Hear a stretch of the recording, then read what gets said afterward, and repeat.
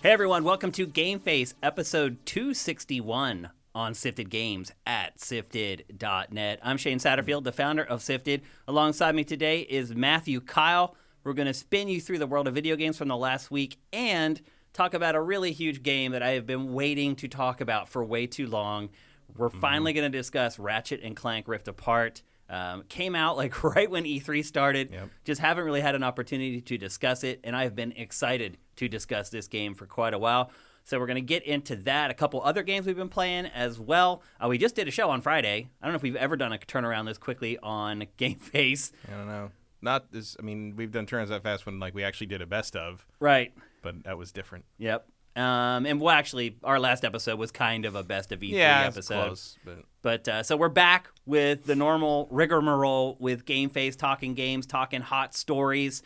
One note before we get started today, we will be out next week. There is no GameFace. Remember this.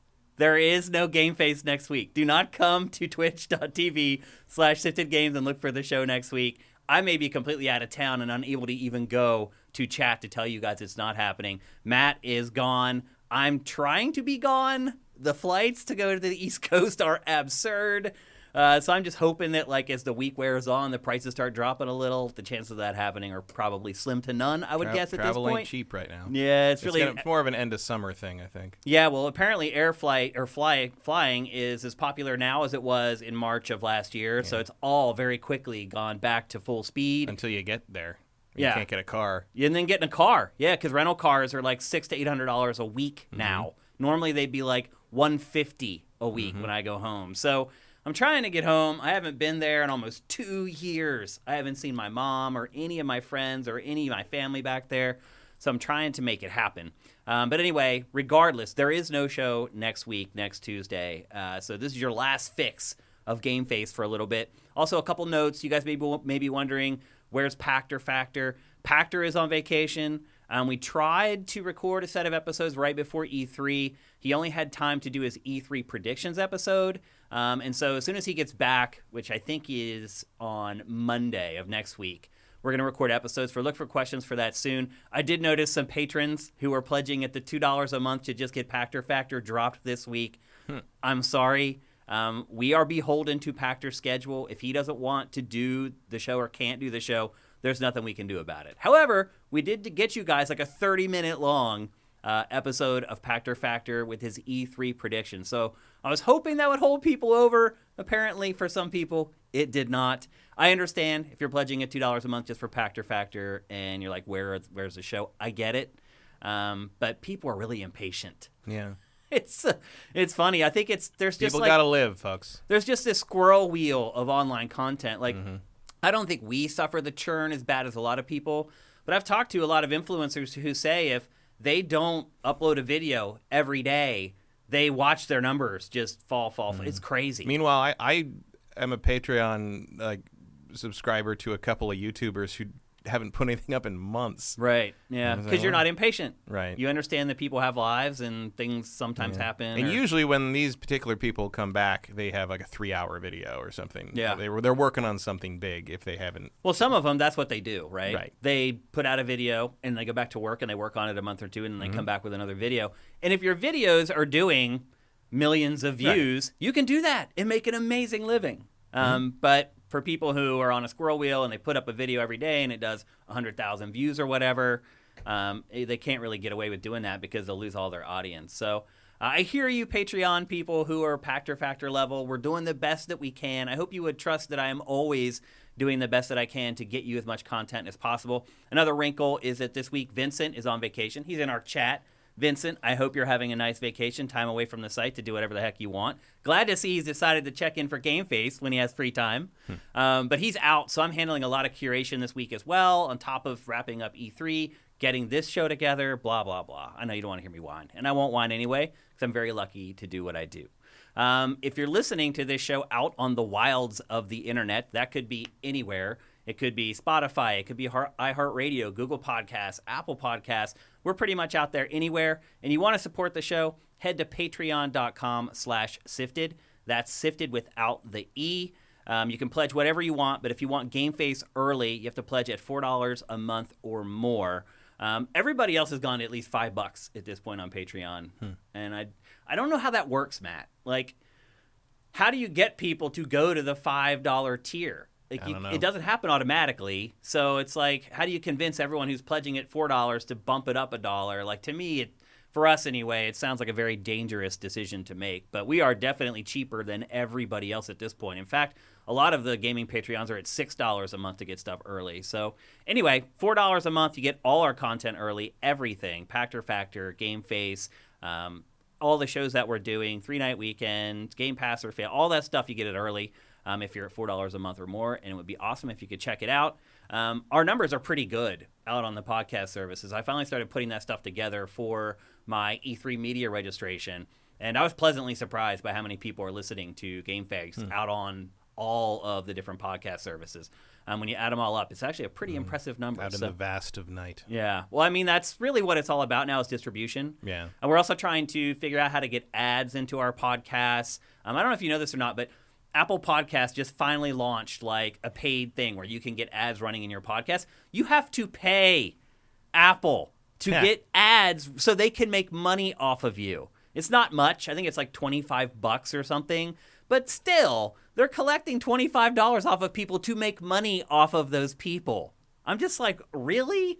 Like, I almost don't want to do it just out of principle so that Apple will get the message and then they'll come back and be like, okay, it's free now. Like it is everywhere else.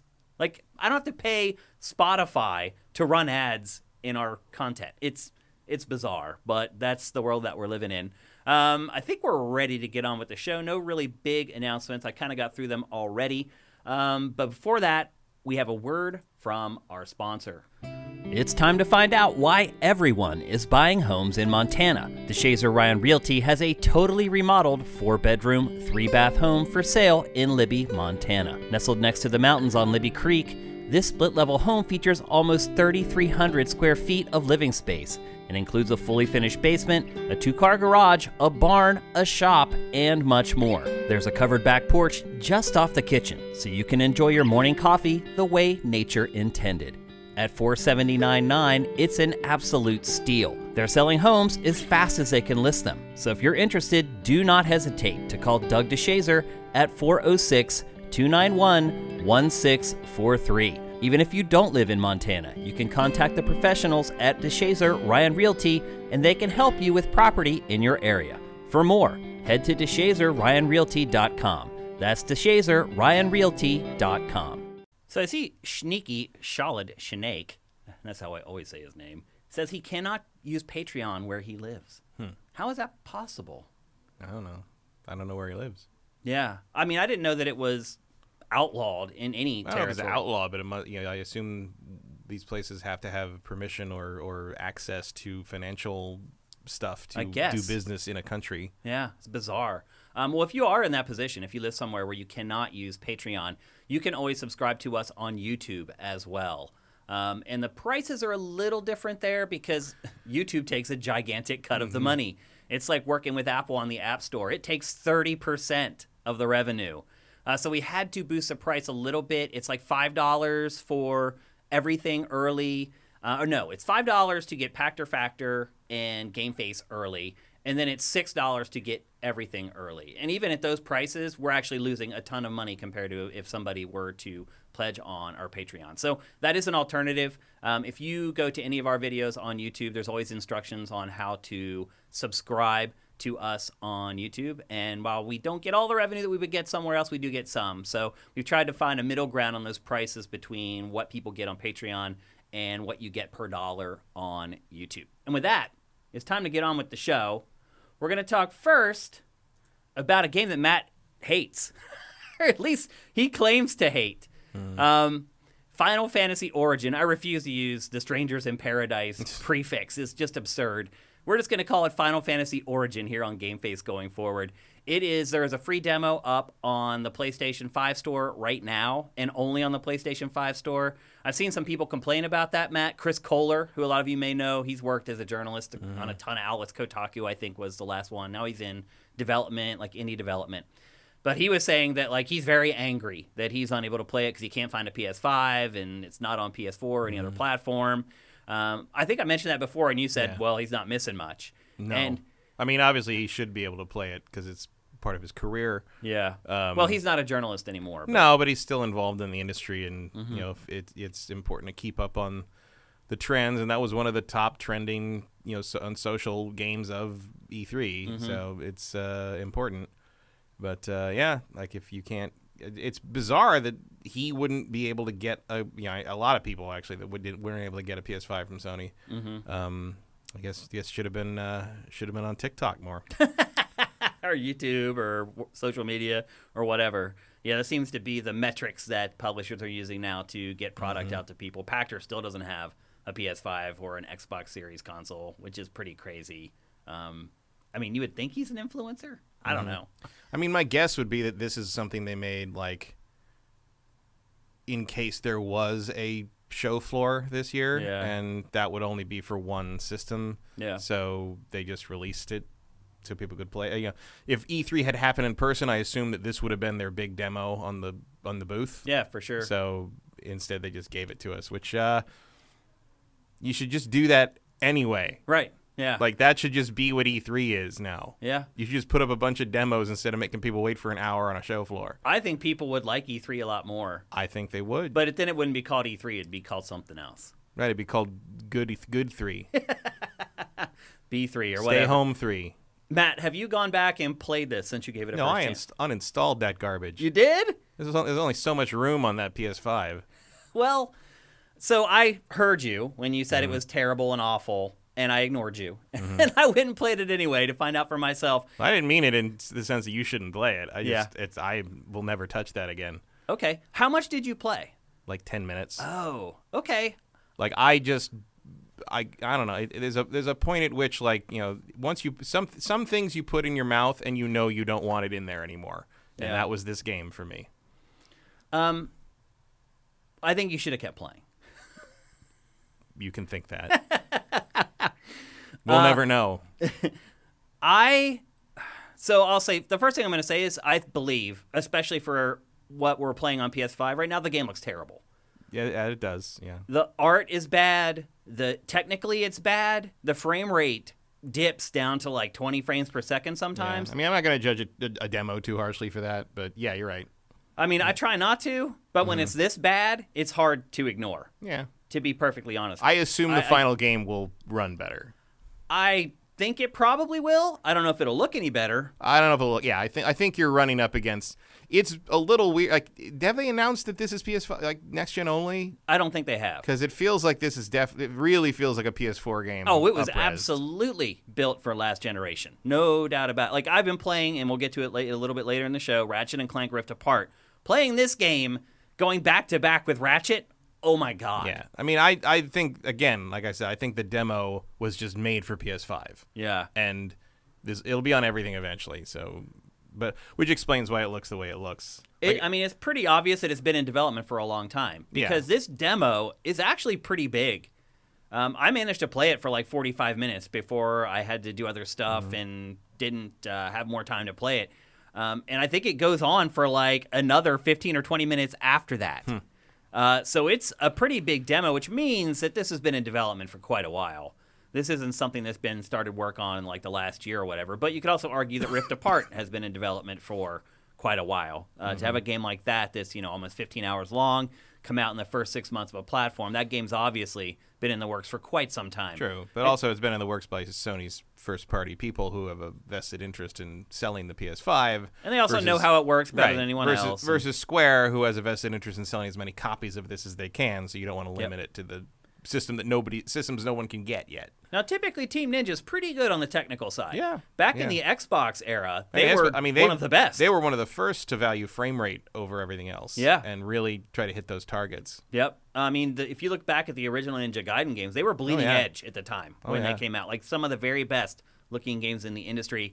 And Team Ninja's developing this. And after you kind of discuss what you had played, because it isn't just Team Ninja. There's like this other team, the Dissidia team at Square is also working on it. You can feel the Dissidia. You can.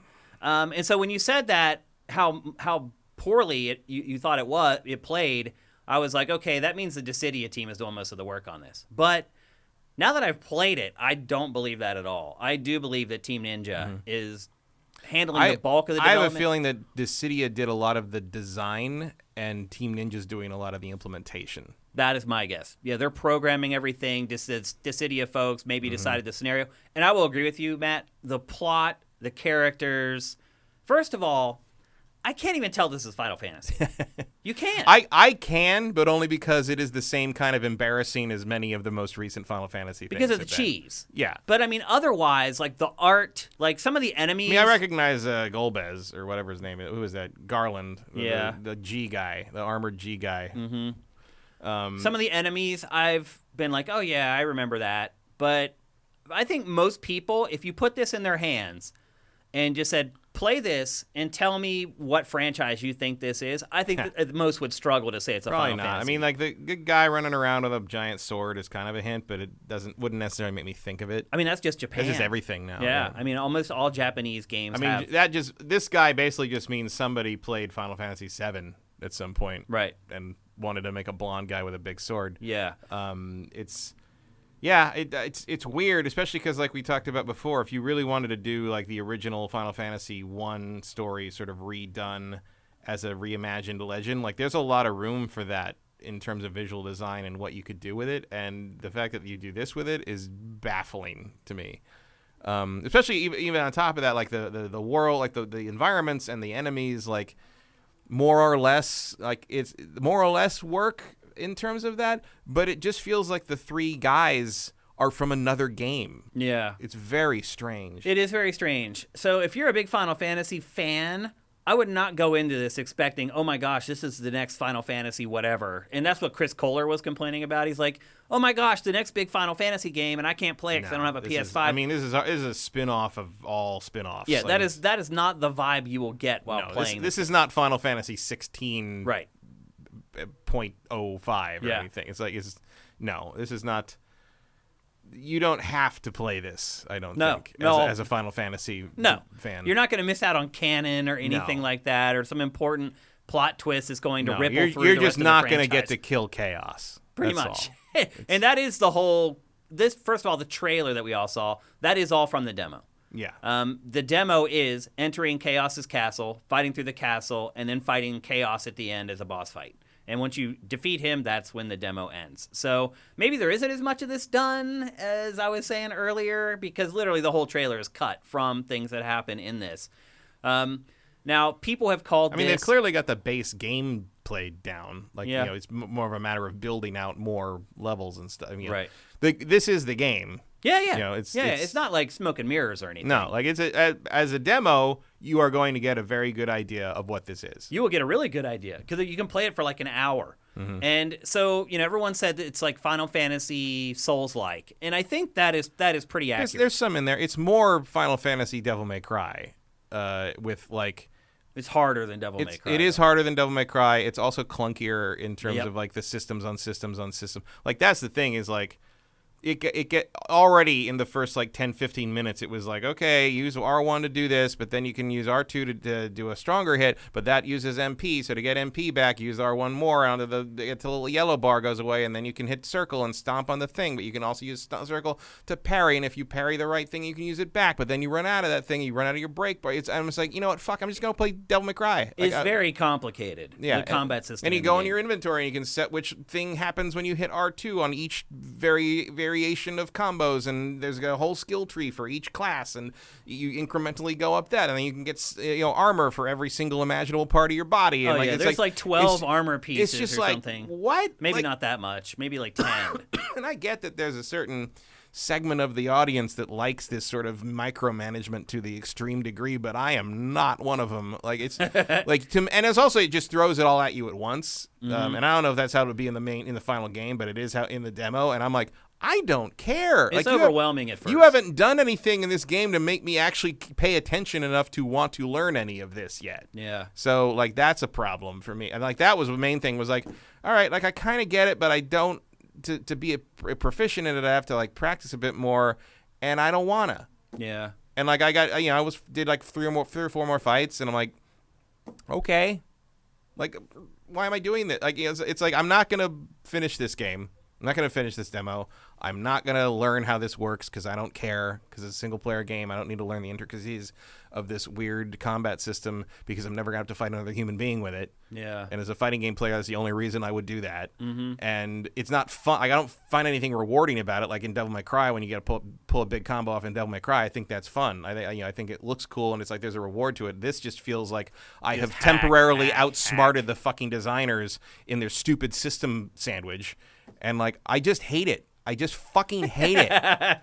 It's emblematic of everything I hate about modern Final Fantasy. I think Final Fantasy is an embarrassing franchise right now. I mean, I would agree with that. Like 15, it's one of those 7 games remake, where if like somebody this, walked in the room while I was playing it, like I'd be a little but embarrassed. I mean game mechanics, everything. I think the whole thing is a disaster right now. And like, as you know, I think it peaked with 6, which was when I was in high school. There've been a few I liked. I like 8 okay. I like 9 pretty much. I like 12 a lot.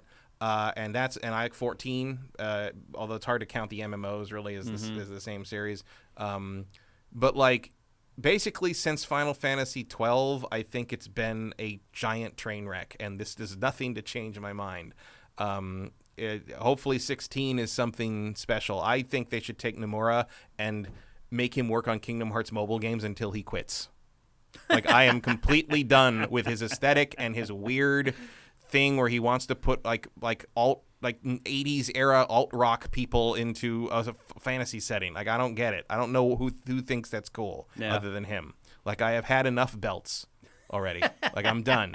Like, just give me something a little more traditional at this point. Well, as you're seeing in the B-roll, this game is really loot heavy. Pretty much every time you kill an enemy, something is dropped. Yeah, which is a weird choice for this kind of game. Like, it's not like there isn't loot in Dark Souls, but it's not this overwhelming. And each one is like a level higher than the thing that you have, so you're constantly pausing and going back and re-equipping stuff.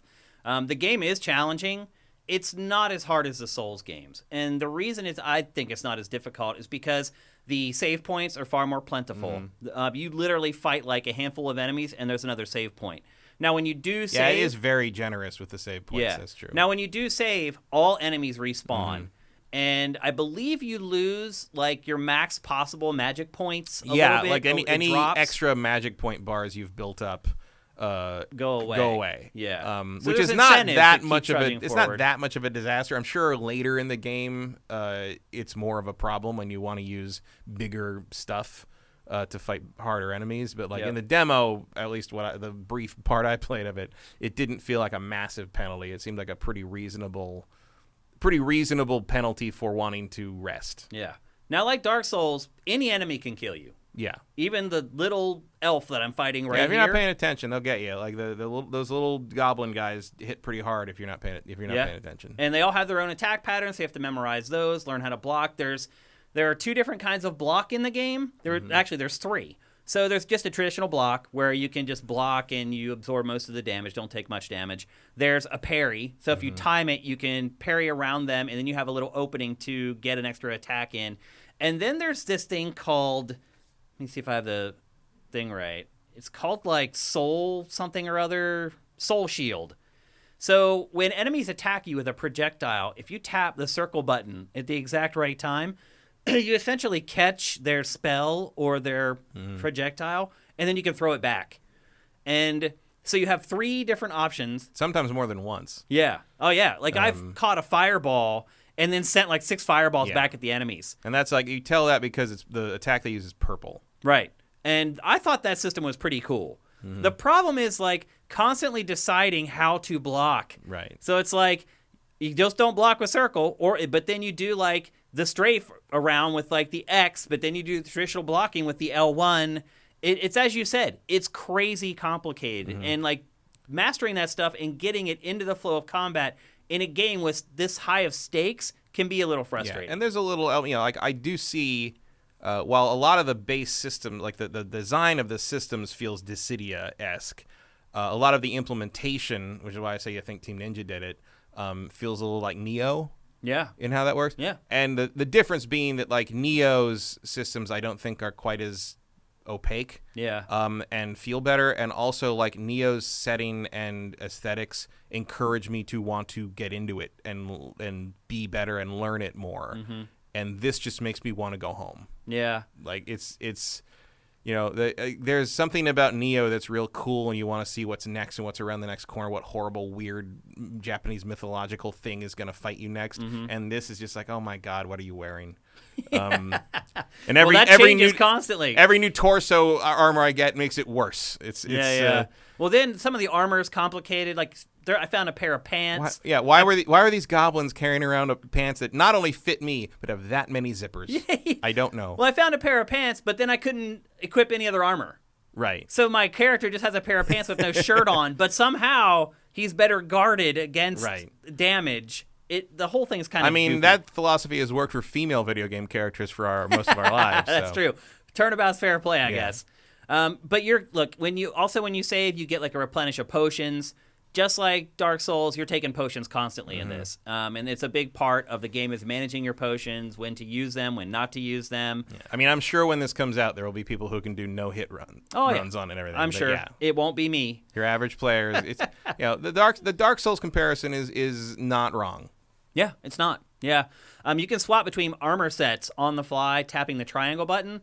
It's very important because you can have one armor set up for magic, the other one set up for melee, and obviously one character can be better for the others. I will say this, the magic in this so far seems way overpowered.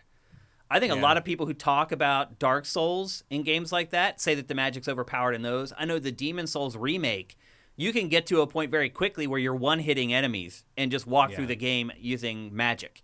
I feel like the magic, and there you're seeing right there was the thing I was talking about, like the catching the magic and then throwing it back. Right here, you're going to see it again. Yeah. And then you grow the bomb, and eventually it'll explode, and that takes care of it. Yeah. So I like that mechanic. I think it's cool, and it's something I haven't seen before.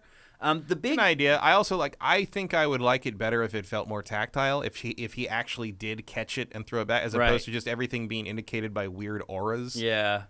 Which is, again, very Final Fantasy. It's corner cutting, let's be honest. It's a way to do it without having to spend as much time and money on it. Like what was I playing that I thought was so like Assassin's Creed Valhalla, where you can catch the arrows and fire them back. The fact that you actually do see the character catch the arrow and shoot it back and then kill the guy who shot it, like, that's super satisfying to me. Yeah. If she just sort of glowed for a second and fired an arrow back, I would not find that mechanic as interesting, and I certainly don't here for the same reason. Okay. Like, I like the idea, a lot of the ideas aren't bad. I really hate the way this feels.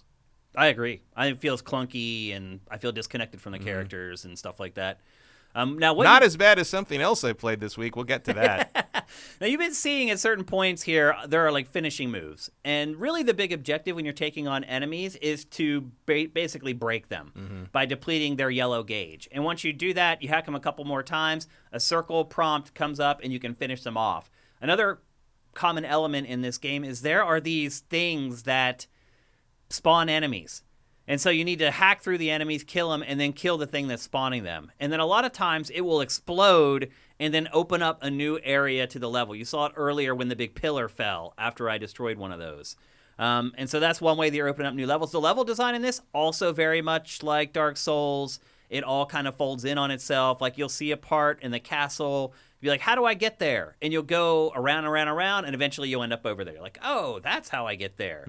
And then you'll find a ladder that you can kick down that will open up a shortcut so you can get back up there.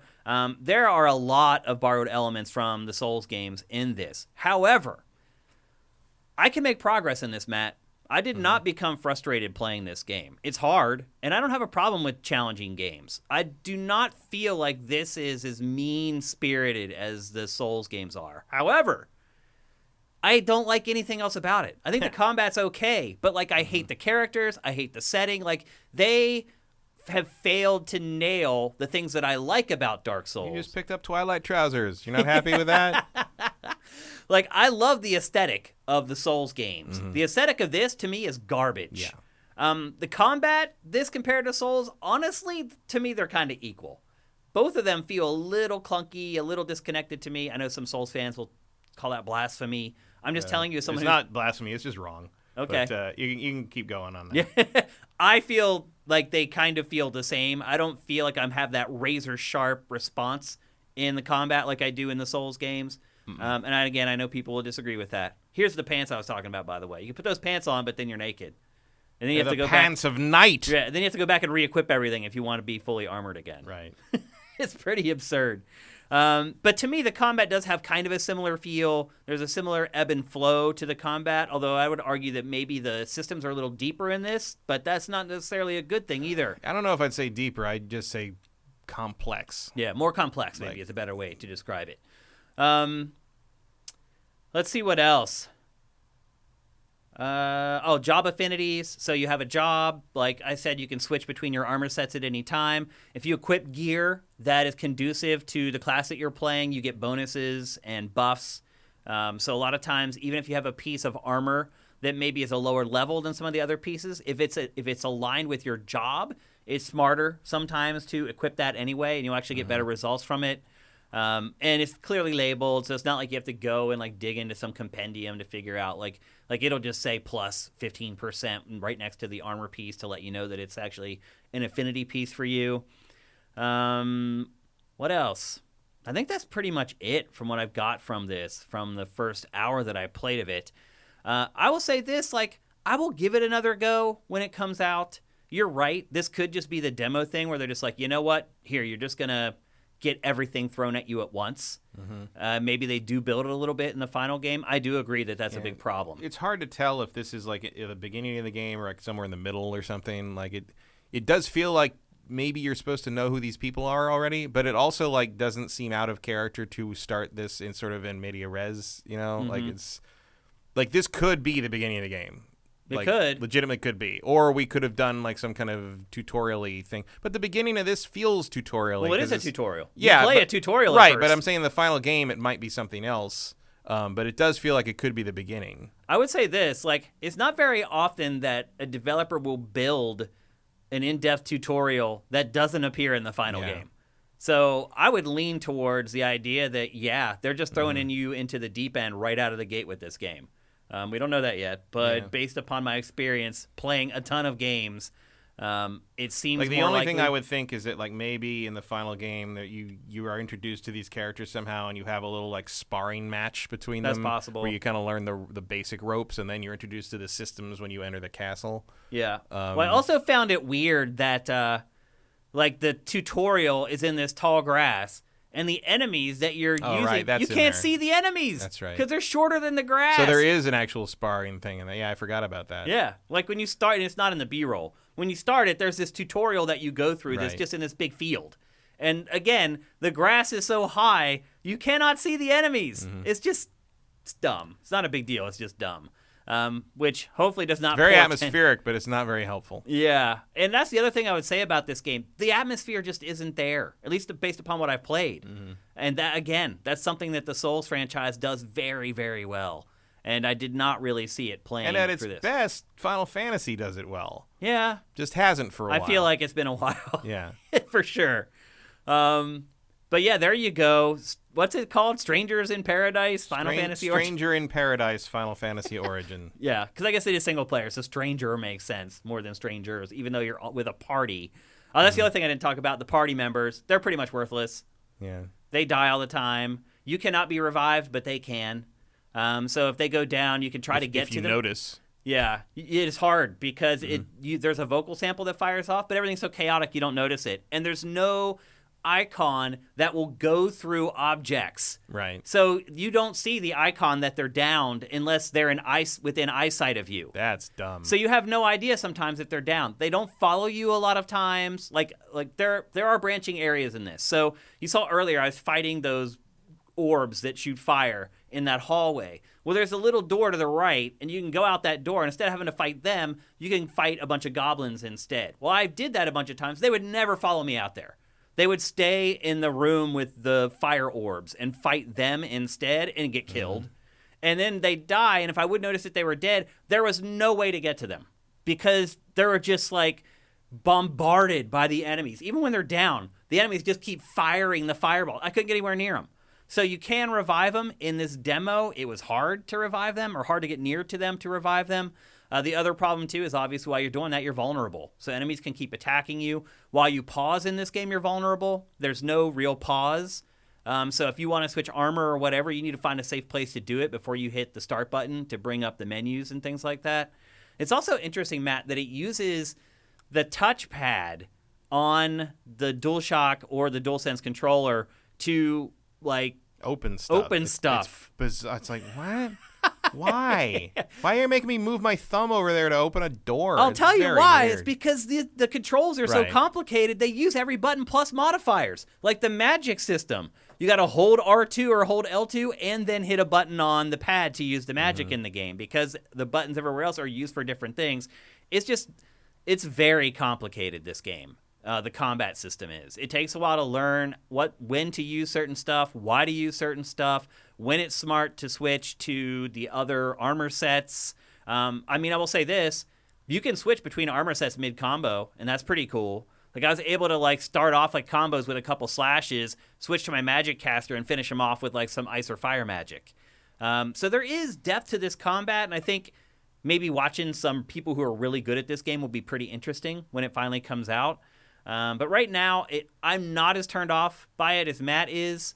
I am just as turned off by its aesthetics, but not as much by its combat. I've managed to make progress in this without becoming too frustrated. I think the frequent save points add a lot to that, for sure. Also, it has a much more forgiving stamina system. Agreed, yeah. But, like if the aesthetics were different and I like them, I might be willing to give it more of a shot, but it's just like a combination of something I don't care about and something I physically hate looking at, and that you're done at that point. Yeah.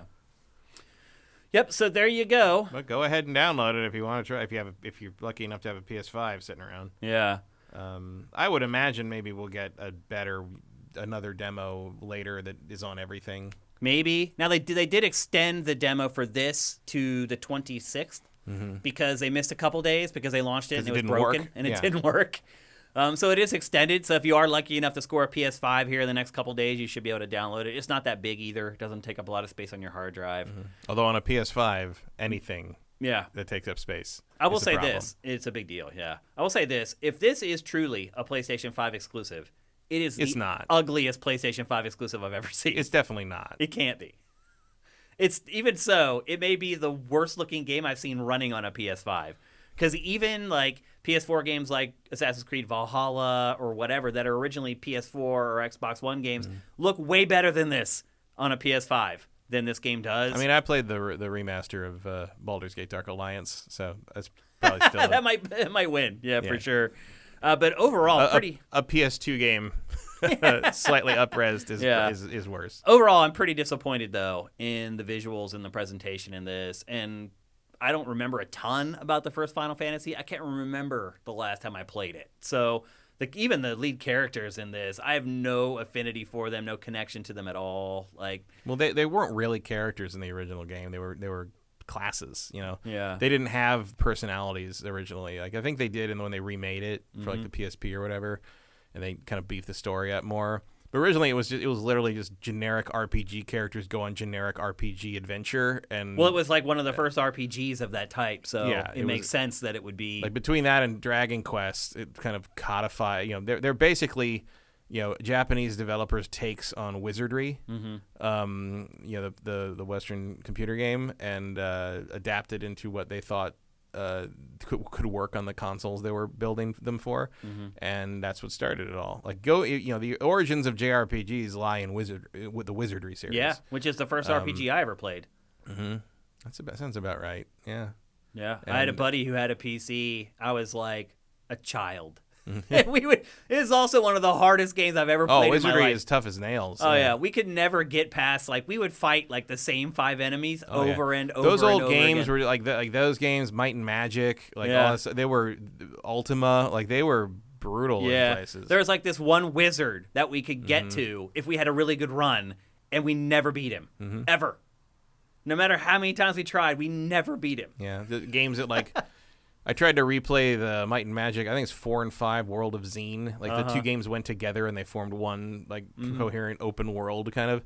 And it's just you had to draw graph paper maps to get through any of that stuff. And it's like the old text-based to RPGs. Be 8 years old with infinite free time again. Yeah. All I can say. Well, we used to do that with the text RPGs like Zork and Hitchhiker's Guide to the Galaxy. We'd draw the map. We'd be like, turn right, King's turn left, Quest, turn right, long hallway, Babelfish machine.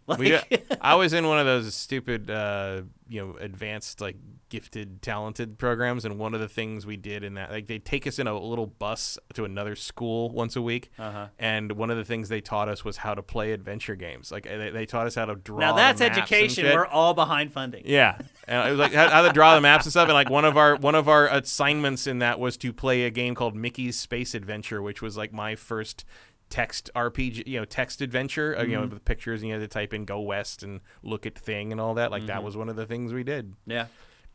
It's probably better than being stuck back learning how to spell things I already know how to spell. But I thought it was pretty weird that I got to play video games for school. Did they call that program Gifted out here too? They called it GATE. Oh. Gifted on and the East Coast, it's called Gifted. It was called Gifted and Talented Education. Yeah. GATE. I always felt bad being in that group though, because it's like they wouldn't call it that now. No, not at all. Yeah. It was just like, can the smart kids please report to the? Yeah, it was needlessly divisive. It made people hate you for being in it because it insinuates that they're not gifted. And they're like, well, what about me? I'm good at this or I'm good at that. Like, and I'm like, I agree. I don't like the name either. Like, it's dumb, but it was bizarre. Yeah, I don't know if they have those programs anymore still, actually. I don't know. I'm sure they have like advanced programs, but I don't think they like visibly make a show out of removing the advanced kids from the class to do special stuff every week. I don't think that's what happens. It was I bizarre. imagine that's not a thing anymore. A different time. So anyway, there you go. Stranger, whatever the hell it's called. Stranger in Paradise. Stranger in Paradise. Final Fantasy Origin. Where does that name come from? EX plus Alpha. That's the furthest thing from Paradise I've ever seen. I don't know what this is. Final Fantasy Origin. Someone at Square has one of those bingo hoppers with a bunch of English words on it, and they just pop a few balls out, and that's the title. Ever since Infinite Undiscovery, I'm convinced that's how they do that. That's another good one. Absolutely. We'll definitely come back to this game as it gets closer to its release, but right now all we have is this demo, and I think that's going to hold us over for quite a while. All right, let's move on. We're going to talk next about Cyberpunk 2077. I think this might be the last time, Matt.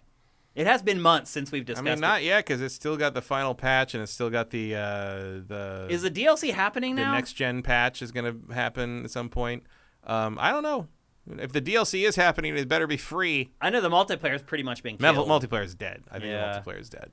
So that's not happening. So I'm just trying to figure out what we would... Well, I don't think like the next-gen version is going to make us talk about it again. It won't make me unless they've completely fixed everything with that. I don't know, but I mean, it's what's going to happen for me. Has to happen for me to go back and finish it. Yeah. And if they do DLC, sure. I fought through it and finished it.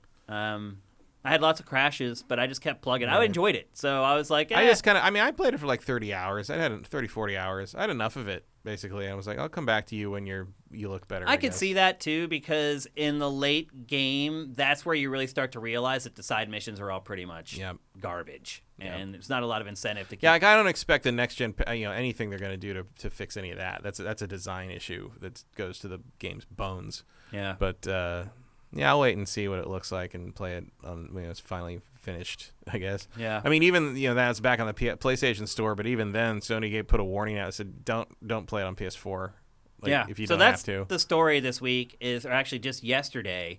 Cyberpunk 2077 was relisted on the PlayStation Store, and so you may think, oh, well then they fixed everything and it's good to go now. No, it is not. It is still a mess. And not only that, it now carries a disclaimer on the store saying, not recommended to play on PlayStation 4. Matt, how can Sony rationalize re-adding this to the service, despite the fact that the game, in all honesty, isn't all that much less broken than it was at launch? I don't know. Why are they doing it? I don't know. Money? I mean, do you think it's greed? Do you think it's as simple as that? Maybe. Or like to fulfill a contract, or...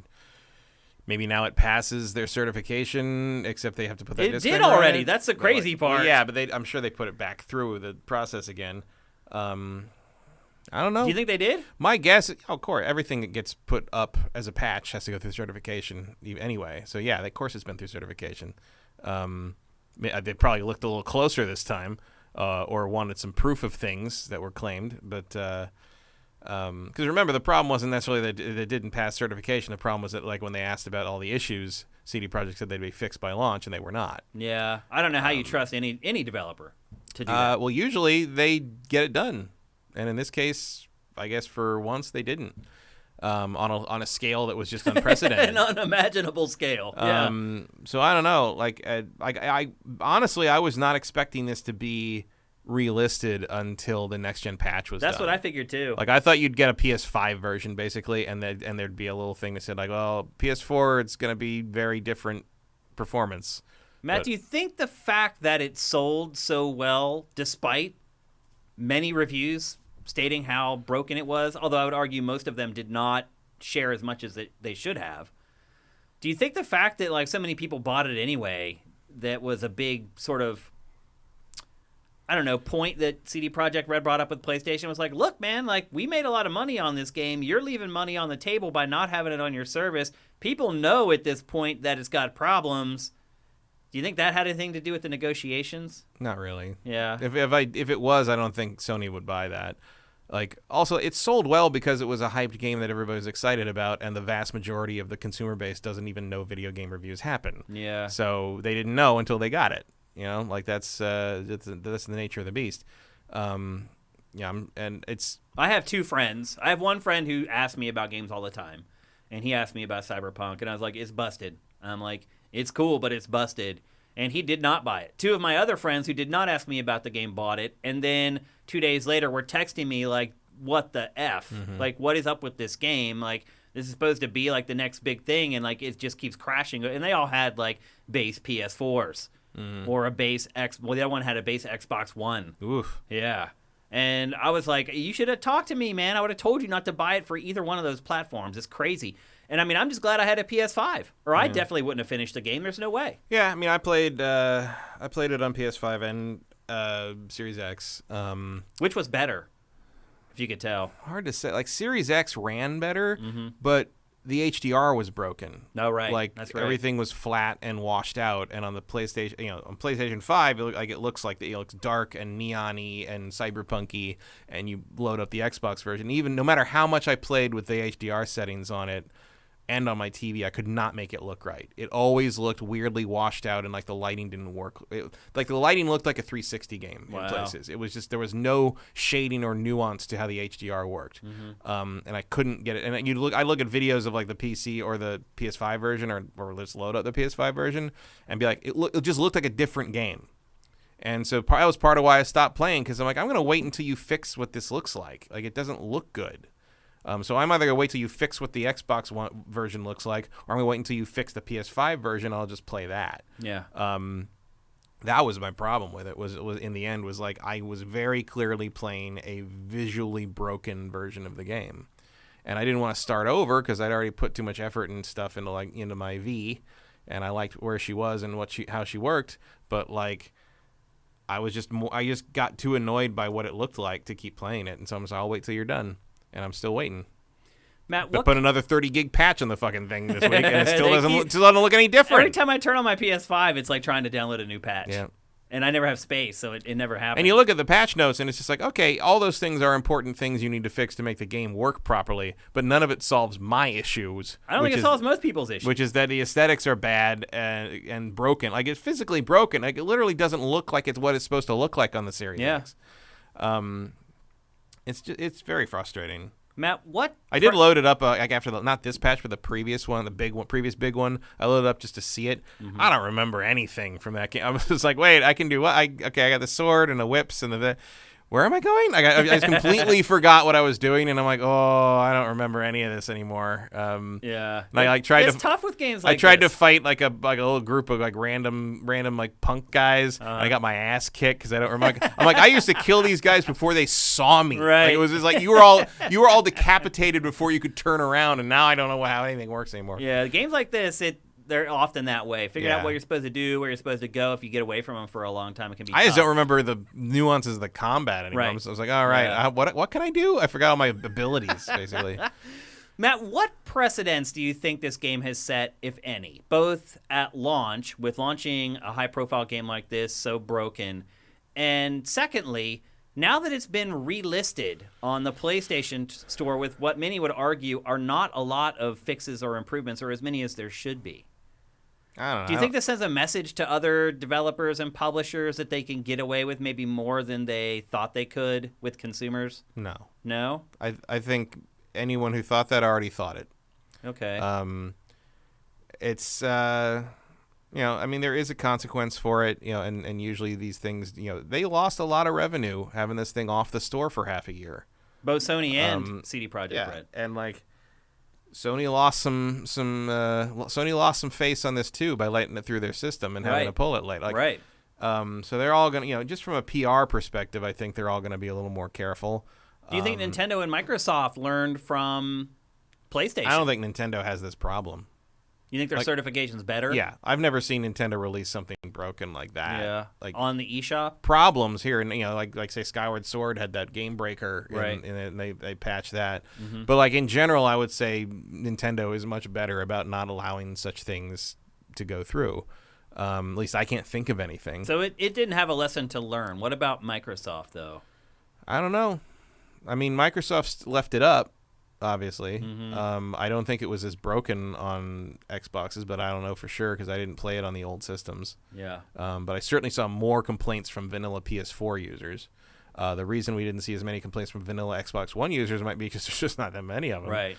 Yeah. And they're all not buying games anyway. They're just playing. Yeah. Like if you're regularly playing big games, I don't know what you're doing still having a vanilla Xbone. Yeah. I would imagine. I had one. I still have one. I have one in a bag in a closet, but I still have it. I don't know what to do with it. I was like, well, I guess I could take it down to like the game store in Venice and get like $20 for it. Like, I don't know. I never went up to the Xbox One X. I went from Xbox One base model to Xbox Series X. Yeah, I went to the One X when I got a 4K TV in 2017. Yeah, I couldn't see why you would. Although mainly I wanted it because it could play 4K movies. Right. But then I ended up using it as my main console. I did not expect to do that. Yeah. But it did end up becoming my primary console after that. Yeah. Because it ran multi-platform stuff so well. Yep. And that's still pretty much what's happening with the Series X. And partly because if the PlayStation 5 had more storage space, I would be using it more evenly. But it doesn't, so I don't. But you don't think that what's happened with this game will impact how other developers handle releasing their projects going forward? No, because I don't think there's an equivalent here. You're right. They're not direct analogs because I can't remember a game that was bigger than this one before release in a long, long time. Mm-hmm.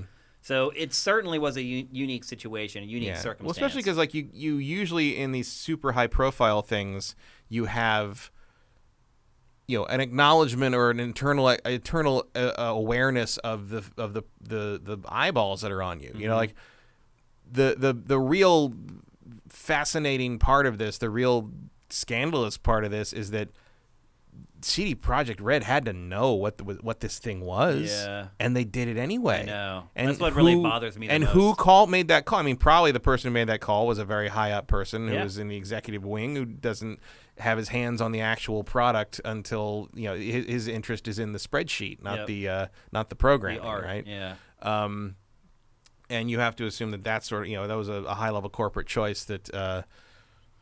I mean, also just the fact that happened on a game called Cyberpunk, which is a genre about corporate greed and fighting the system to achieve justice for the small man who was exploited. I mean, you could not be more on the fucking. If you put that in a Black Mirror episode, people would call it hack writing.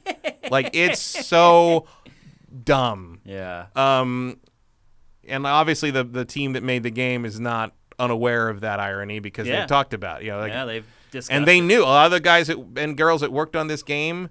Well, they all knew. They all knew what it was. That's the thing. It's like people say, "Oh, the developers who make these games, who don't make these high-level decisions, they know what they're working on." Yes, they knew that it was broken. They knew better than anyone it was. Everyone does. The people who made the special effects for the Star Wars prequels knew those movies weren't good. Right. Yeah. But they put 110% into it anyway because that's their job. On what they were working on. Yeah. It's just that's how it goes. The people who physically make the stuff are rarely responsible for the final state of it in terms of what is decided to be done. Yeah.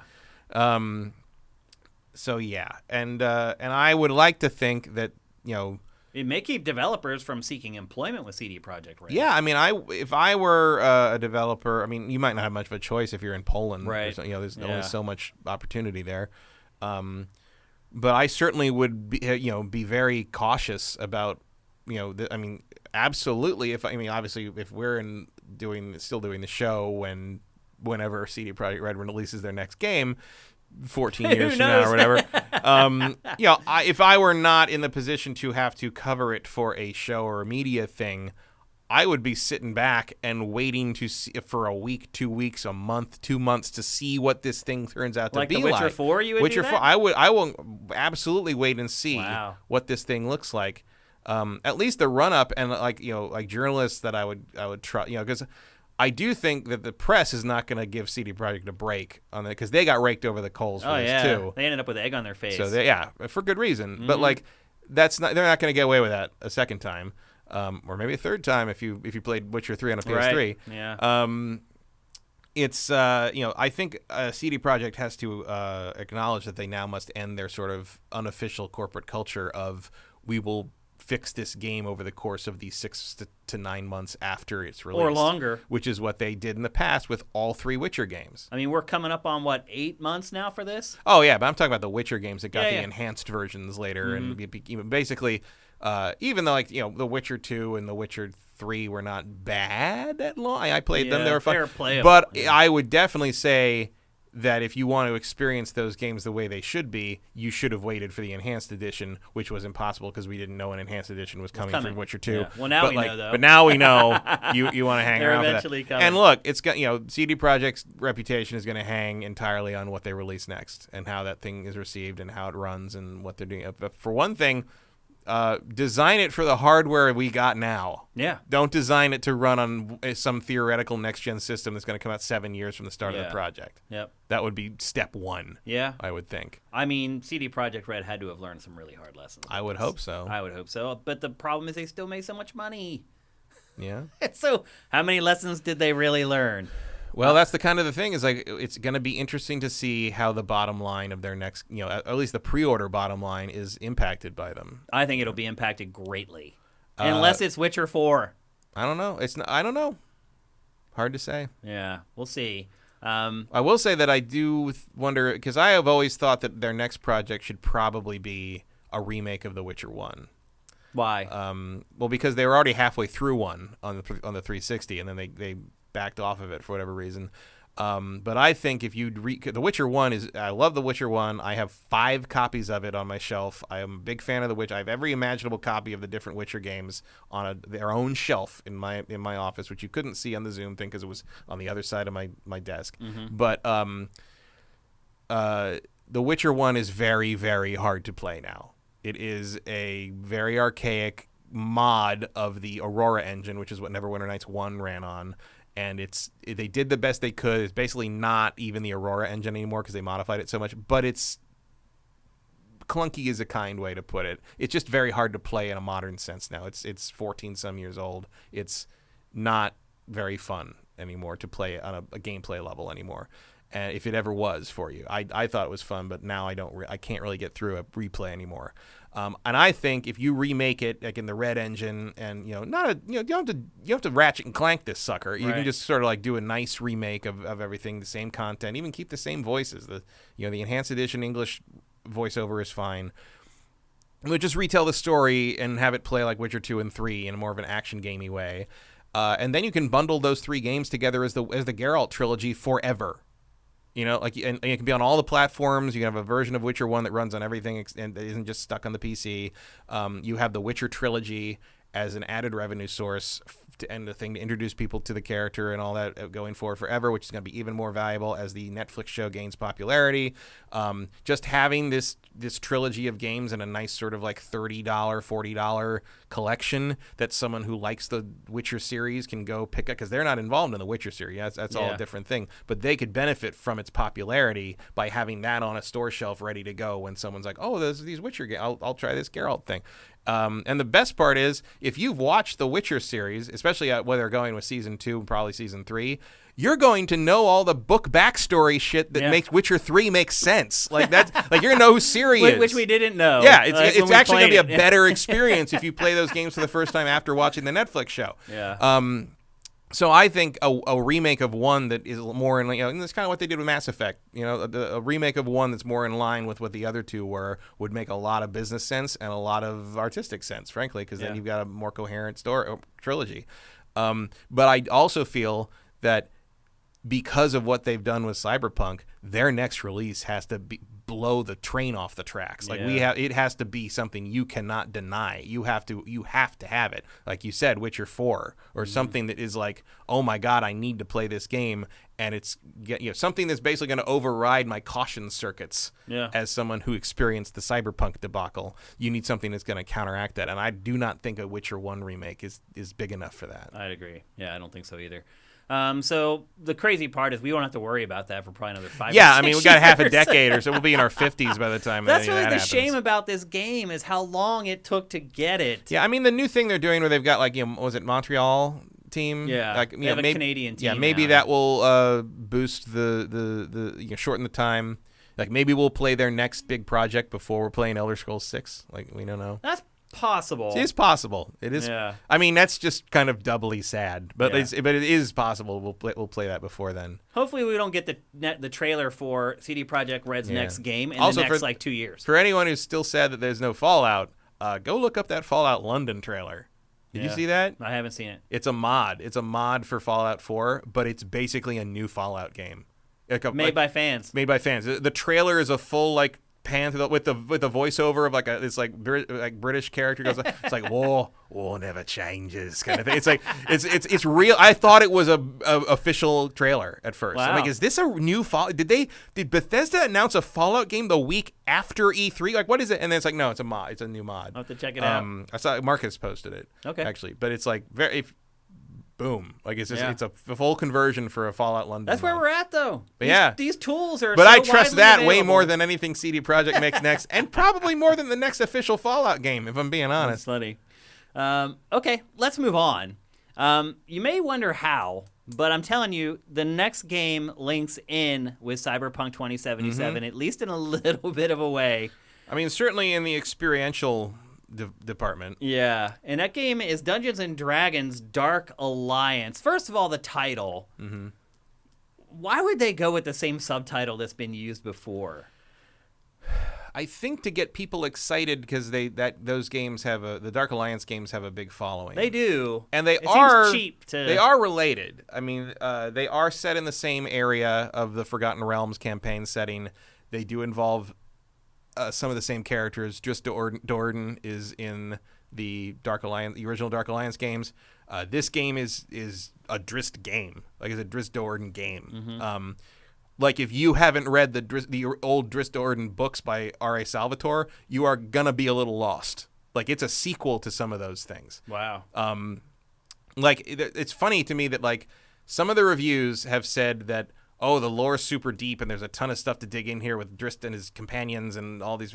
And other reviewers have said the lore is completely non-existent. The story is paper thin. And the difference there is if you know all the Drizzt stuff, all the Icewind Dale stuff, there's a ton of references here and characters that were in the books and all these. And you're like, oh, these guys are in here and this is happening and that references this story and that. And if you don't know any of that stuff, it's just generic bullshit. It's just generic high fantasy nonsense. And it's like, it's fascinating because like you can tell who's read the books and who hasn't. I'm not saying either of them are right or wrong. Right. I'm just saying because, and it's partly because those R.A. Salvatore books set the tone for what fantasy novels would be after that. In the the Drizzt Do'Urden stuff was very influential, along with the Dragonlance stuff.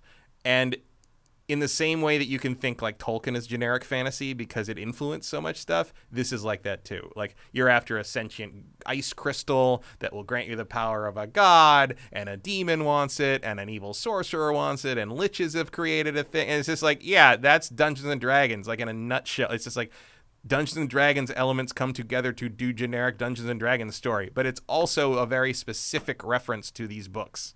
Okay.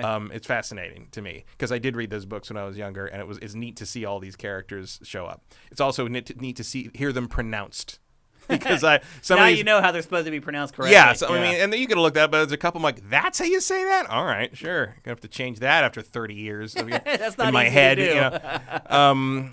But so it's interesting. So it's interesting in that regard, and it's interesting that it's not called Baldur's Gate anymore because Baldur's Gate was just what D&D was then. You know, right. Baldur's Gate was BioWare's big RPGs. It might have well been called the Dark Alliance. Yeah, the Dark Alliance games were essentially spin-offs of the success of that done as like a Diablo style dungeon crawler. Mm-hmm. They were action RPGs, whereas the BioWare games were turn-based with pause, real-time with pause RPGs, like what BioWare always made. The BioWare games would evolve into KOTOR and Mass Effect, and the Dark Alliance games were essentially they didn't evolve in anything because that genre died. So this is for whatever reason, because those games are back again, right? The dungeon crawls are back again. Yeah. And you got Diablo 2 remake launching, in a couple of months. Yep. This is now hopefully this is now a third like a behind the back third person hack and slash. Yeah. And there's nothing wrong with that. I like third person hack and slashes, but this feels a little more like that old Demon Stone game. If you remember that game from, I do not. That was a D&D game from that was on the original Xbox, and it was made by Stormfront. Yeah, I don't remember that game at all. For some remember reason. that? It was a company that made the Lord of the Rings hack and slash games up in Marin. We visited there a couple of times. Oh, you know what I'm talking about? I know what you're talking about. I don't remember the name. Demon Stone was like based on Forgotten Realms, same setting. I think Drist was actually in that too. But you had three characters. You had a wizard and an elf, like archer, rogue, and a big barbarian guy, a big warrior guy, and you could switch between them in real time. That game was more responsive than this game. Wow. The big question is, Matt, we've curated some reviews for this to SIFTD. Yeah. And they've all have just murdered the game. Is it truly as bad as the reviews are saying? Yes. This game is awful. That bad. And I say that as a fan of Dungeons & Dragons stuff and Dristo Erden. I think you just proved what a big fan of Dungeons & Dragons are. And the Dark Alliance games. Like, I like everything here, and this is a bad game. So it's a cooperative 4-player hack and slash action RPG. Yes. And the way it's set up is there's a hub with like a camp kind of thing. And you go to the there's a merchant where you can upgrade stuff and sell stuff, and then there's like things like that, and then there's a stat. It's the way the loot works is like Vermintide. You go through the mission and you pick stuff up, but you don't get it until the end of the mission. And if you fail a mission or quit the mission, you don't get anything. It. And then you have to pick it up out of a chest when you come back. And then the way the quests where you go to a map table and you pick your mission, your quest, whatever, and then you go over to another little gathering point where all the players stand together and it counts down, mission launch or whatever, and you go to the mission and you play the mission. And so are you in a lobby with other humans, like a battle royale kind No, of? it's just you're just in a lobby with the exact people you're playing with. Okay. You can like quick play with other players, but the net code is what's the technical term? Bad. Breaking it down. It's awful. Like if you can find anybody, it's really not good, and there's a lot of skipping and like you don't really there are like team attacks and you can launch like team combos with certain things, and I've never seen anyone follow up with it because it just doesn't work properly. Oh. I saw a post from someone who's saying he was playing with his wife, and they were playing on 2 Xboxes with 2 TVs in the same room, and the router was literally between the Xboxes on the same table, and they were getting like 70 ping. Whoa! Like on the same network. Yeah, it's like that is a LAN party with 70 ping. There is going to eventually be couch co-op, but they are patching that in later due to fan requests, because the original games obviously did not on PS2 did not have. They did not have online play. Yeah. And most people who love those games are used to playing together on a couch, so they finally were like, okay, we'll put that in later. Which at least indicates that this game is not done being worked on. And the other thing that indicates it's not being done being worked on is it is not fucking finished. It's not finished. This thing... I'm playing this on a Series X. Yep. It says XS Enhanced. It's got the little thing. It made me install it on the internal drive for full whatever. Yep. This thing runs at maybe 25 frames per second. How did they capture the footage for this? I don't, man. The fucking some crazy. So when you PC. when you load the game up, you get like the pre-rendered cinema that kind of shows the characters and does a little narration about who the 4 the 4 companions are and the backstory and all that. That doesn't run smoothly. Like that stutters. A cinematic. The cinematics stutter.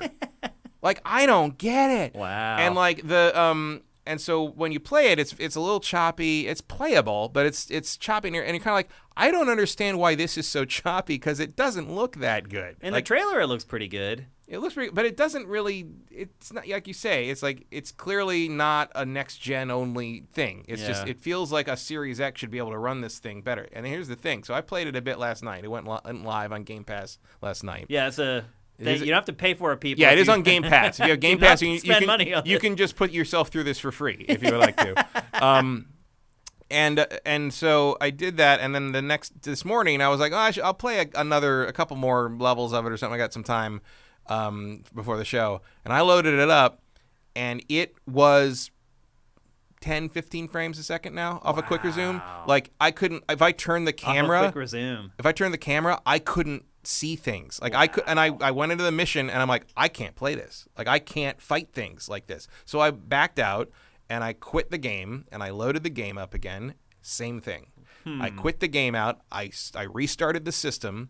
Still the same thing. So I tried all the game code. So I tried one more thing. I shut the system down completely. Like, because sometimes when you restart this, it doesn't really turn the system off. You just start it as a way. Yeah, pro tip, people. Sometimes when you restart your Series X, it's actually not really. Yeah, it's just sort of like rebooting the OS. It's like not refreshing starting, almost. Yeah.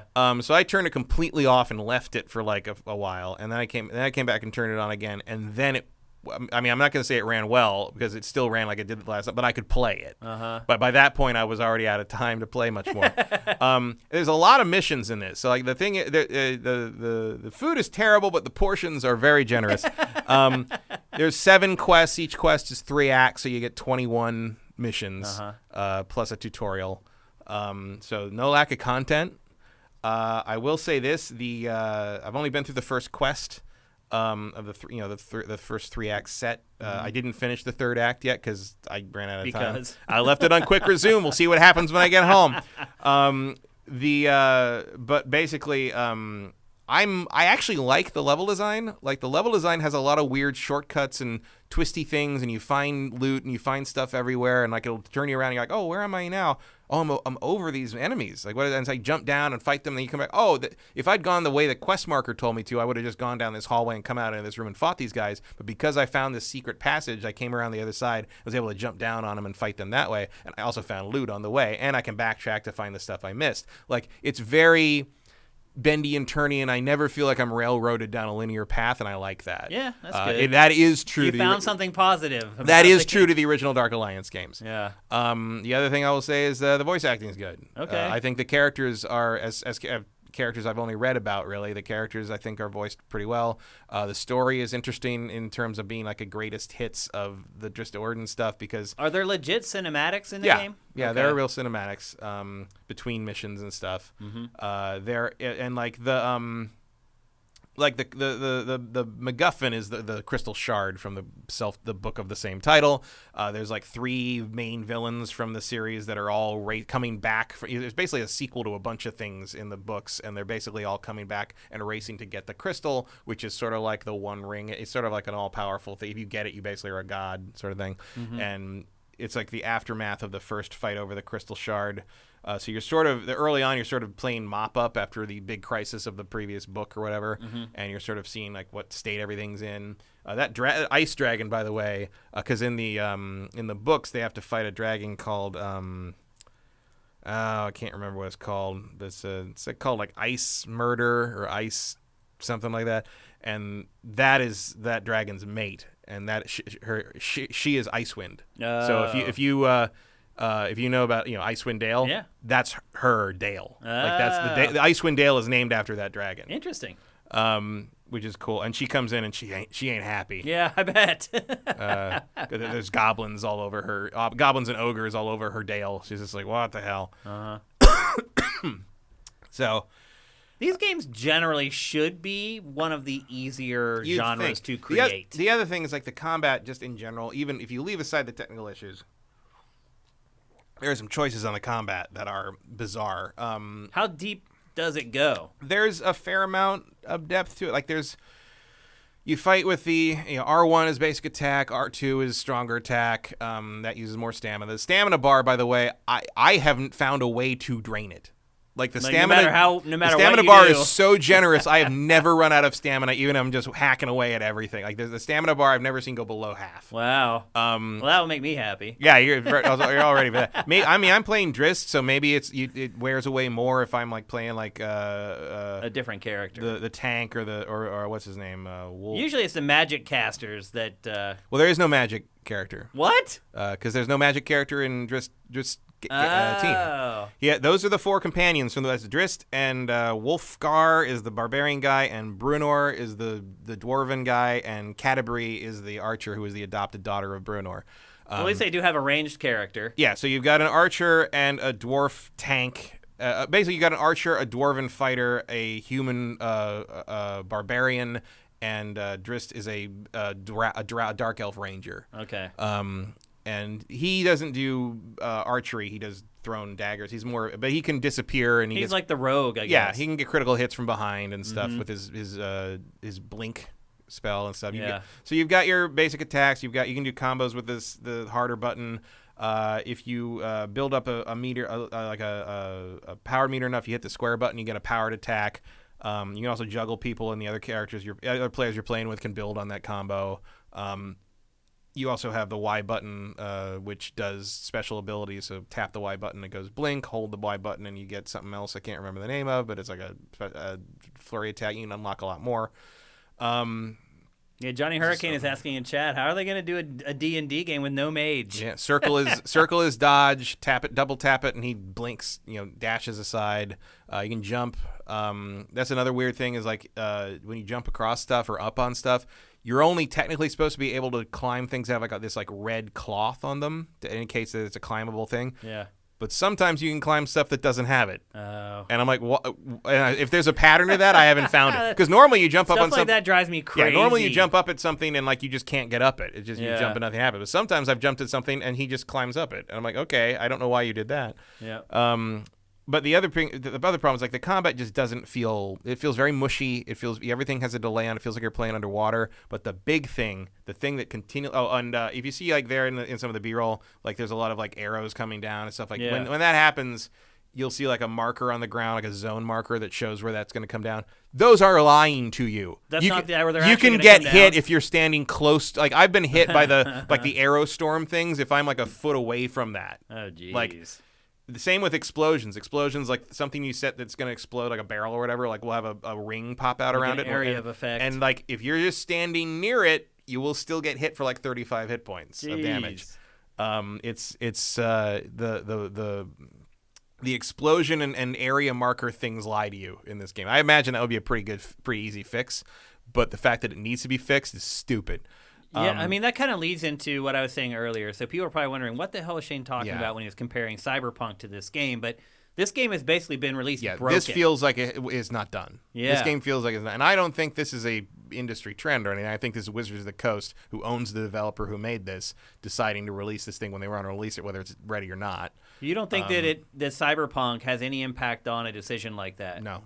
Really? Not even a little bit. Wizards of the Coast is just sort of Wizards of the Coast. But you don't think they could have been emboldened a little bit by that? I realize this game isn't as hyped as Cyberpunk. I will bet you money that the people who made the decision to release this when they released it don't even know what Cyberpunk is. I've never even heard of it. These are not a video. This is not a video game publisher. That's the problem. Yeah. They don't know this. It's a D&D company. They might even not realize that they could get hammered for this the way they're getting. The reviews are not good. No, they're not. They're like around a 5. The other thing that really I haven't seen a game get that low Metacritic in a long time. Especially like a big license game. Even Cyberpunk didn't get hammered that hard. Especially a big license game that's sending out like swag bags and they're pushing this on the influencers real hard. It's probably the biggest release of the week, and it's still not even working. Yeah, like it's hard because that's like I've always said. I did this for a long time, and you can send me as much free shit as you want, but that doesn't take away from the fact that I got to spend hours playing this terrible game. Yeah.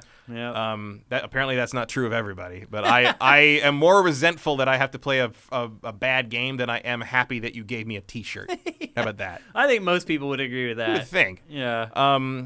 But like the other thing that really bugs me about this, and this is me as a hack and slash fan, a third-person combat fan, a melee combat fan.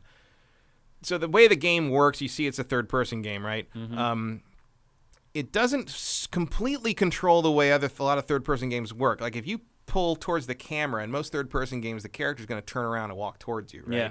So in this, they back towards you. They back away. So it's a little more like a Gears of War sort of thing. I just played Shadow Man, and it's like that. Yeah. So it's more like Gears of War. Yeah. Like that. Here's the thing. Like when you attack somebody, you don't always attack because you can move them, sort of turn them like left and right. So they're not always facing the direction of the camera. So if you're in a combat situation, you're fighting things, and like sometimes you get close to an environment piece, a piece of the environment or a wall or something, the camera will automatically move away to not go into the not breaking the environment and keep showing you what you need to see. The problem is your attacks always go in the direction the camera is facing, not the direction the character is facing. That's terrible. And that can realign when you do the next hit of a combo. So I have many times been comboing an enemy, and the camera moves, or I move the camera to get a better idea of where I am, and instead of continuing to combo the enemy that I'm kind of hitting in an offset angle to the camera, his next attack just goes that way and misses the enemy completely. And I do not understand how that happens in a game in the year of our Lord 2021. Because it's disconnecting you from the enemy. Yeah, which and is a no-no. And you can lock. There's a lock-on mechanism that more or less prevents that. But if I'm fighting 7 goblins or whatever, I don't want to have to lock on each one individually because they're all coming at me at different times. Well, I'll say this, Matt. In the year 2021, the year of our Lord, any game that requires that I manually lock on feels awkward now. Yeah. Like Biomutant. It doesn't do that 100%. It will lock on automatically, but there were times in that game where it got finicky. And I was like, I have been spoiled by developers who have mastered this at this point. And like, like I lock on a lot in like Dark Souls. Yeah. But in Dark Souls, I'm generally fighting a handful of enemies. Right. And I'm like trying to fight them one at a time. I'm trying to like manipulate the situation. Yeah. That isn't possible here. You're fighting groups all the time. I also don't fully understand how to fight the big guys yet. Like at least close up with Drist. Like I don't, because like throwing his knife throws don't do enough damage. And when I got up close, sometimes the dodge gets me out of their range of attack, and sometimes it doesn't. And I lose life, and I don't fully understand why. Because sometimes I get away with it, and sometimes I don't. That might just be more experimentation required, but the flaws of the game make me not want to care about experimentation. The other thing is there are a lot of difficulty levels for each level. What do you mean by that? I mean that there are like 8 or 10. I can't remember if it's 8 or 10, but it's when you start the mission, you can pick the difficulty level, and it's rated by number. So like the first one's like 1,000 or 1,250, and like basically the number should match up to the party rating you have. So you get a little ranking of what level your guys all are, and so your party ranking is like 200, and so you should pick the difficulty rating that is like just under that or equal to that, and that goes up, and that determines the quality of the loot you get. And how will that work in co-op if you have different characters of different? They just average the number somehow, and you have to pick whoever's the party leader. Basically, picks the difficulty that like matches the party. Okay, but they do select it manually. So your party leader could screw you, basically. I guess if you wanted to, yeah. But if it wouldn't you be good for him either. No, if everyone dies, nobody gets any loot. So it's not in your best interest to screw anybody over. Yeah. There may also be a catch-up system in there. I don't know. Like I haven't played multiplayer enough to know how that works, or if it does it work. No, I mean I played one level with like one, and I think the guy got disconnected halfway through because he disappeared, or he got tired of dealing with the bullshit of the online. It let me keep playing. Okay. But I didn't try it again. It doesn't work very well. It seems like the biggest complaint that I've seen in all the reviews we've curated to SIFTD so far is that it's just ungodly repetitive. It is. It's a giant grind. It's a giant loot grind. And you don't even get the immediate the instant gratification of picking up loot. You have to wait until the end of the level to see what you got. So you don't get that little like you do get to know what rarity level you're and okay, so how about this one? The first piece of loot I picked up in this game was a legendary piece of chest armor. And it is, in fact, amazing. Wow. So I have the first thing I got was this incredibly good piece of chest armor, which gives me like this crazy amount of fire resistance, and then I got like this really nice helmet with lightning resistance. Like the loot is good. Like the loot delivers. One thing I would say about that is if you know you got this amazing piece of loot, suddenly the incentive to finish the mission part of that, just skyrockets. Oh, for sure. So that actually maybe isn't such a bad idea. No, and you are constantly getting stuff. Like there's you're always finding gold on the ground, or you're finding like there's like crystals or what you use to upgrade stuff. And you're constantly finding crystals around and like little grown crystals, and you smash them and you get the stuff. Like it's very generous with making you feel like you are finding things, and every little side nook or cranny you go into is going to have something to pick up. Like you never feel like you're wasting your time exploring, which is good. Yeah. But then you have to fight something, right? And then it just, you it's gotta all lose repetitive. And yeah. Are there not enough enemy types? Would you say? I mean, there's a fair amount. Like so far, I'm mostly just fighting goblins and ogres and a couple of liches and things like that. Dark dwarves, Dwemer or whatever they're called. Draenor. I can't remember how you pronounce that. Some of those D&D names when I read the books, I sort of jump over that word. I'm just like dark dwarf. I know what it is. I don't know what it is. But like. And there's a lot of different kinds. So like there's like there's a warrior like kind of fighter goblins or kobold. Maybe they're kobold. I think they're goblins. They're little warrior guys, and then some got shields. You have to get through their defense, and they'll actually sit there and block and distract you while the others come up behind you to hit you. And like it's actually not stupid. Like the enemies are not stupid. They will work together in ways at least beyond like difficulty 3. I've noticed that they will work together and like screw you up like pretty fast. Like I did when I'm playing solo, I did find myself wishing I had companions. Okay. So it encourages co-op then. Yeah, and you do get certain moves can then tack on a team move. There are parries and blocking, just like anything, and it stuns them if you parry them, and you get extra stamina back, but you never run out of stamina, so who fucking cares? There are, and everybody got a super move, so you load up your super move bar, and you hit click both triggers, or both sticks, and you bring out whatever. So, I mean, only ones I've done is Drist calls in his Ghost Panther. And you can get more, so there's more than one super per character? No, each character only has one super. Okay. So he calls in his Ghost Panther and gets like a bonus to attack while that's happening. Catabri gets arcane arrows, which are much more powerful and can go through everything. So you get like basically super shots for a while, that kind of thing. So it's $50, right? It's $49.99 for the regular one, and I think $59, or maybe it's.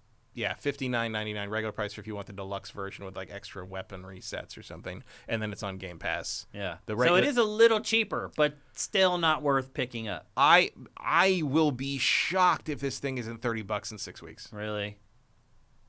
Yeah.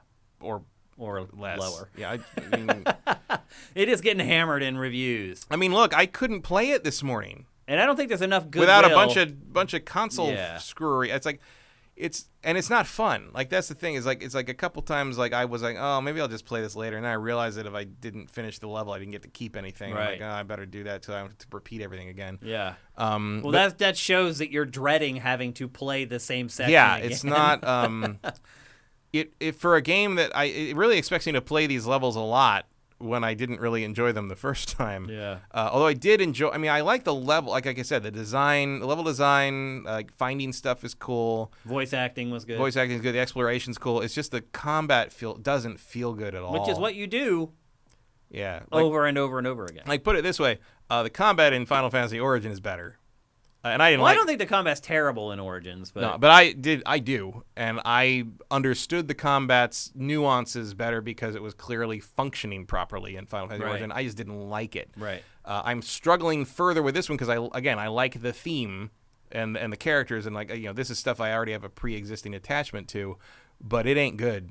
Okay. And I would not tell anyone else to play it until they do some fixing. Is it even worth downloading on Game Pass if you're a subscriber? I mean, I guess you should at least see this. You should at least experience. Again, another advantage of Game Pass is that you get the sample stuff that normally you would never. It's also not that big. I think it's like 28 gigs or something. Oh, okay. It's very disappointing to me. Like I wanted it to be good. It looked far better than it is. Yeah. Yes. It upon presented the better marketing than it actually is.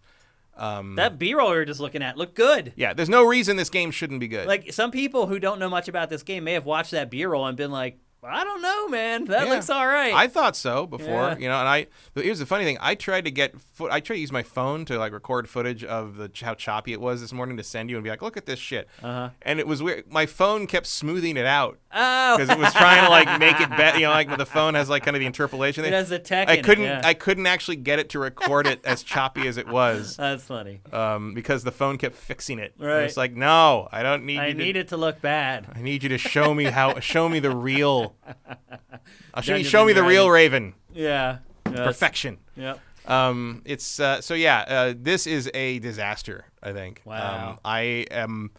I didn't expect it to be Game of the Year material, but Yeah. I didn't think it was going to be like this. Hopefully this one doesn't sell like Cyberpunk did. Oh, I don't think we need to worry about that. I don't mean like sell 13 million, but I mean like sell above expectations. Because then we have like Armageddon on our hands, basically, where publishers and developers are like, no one cares anymore.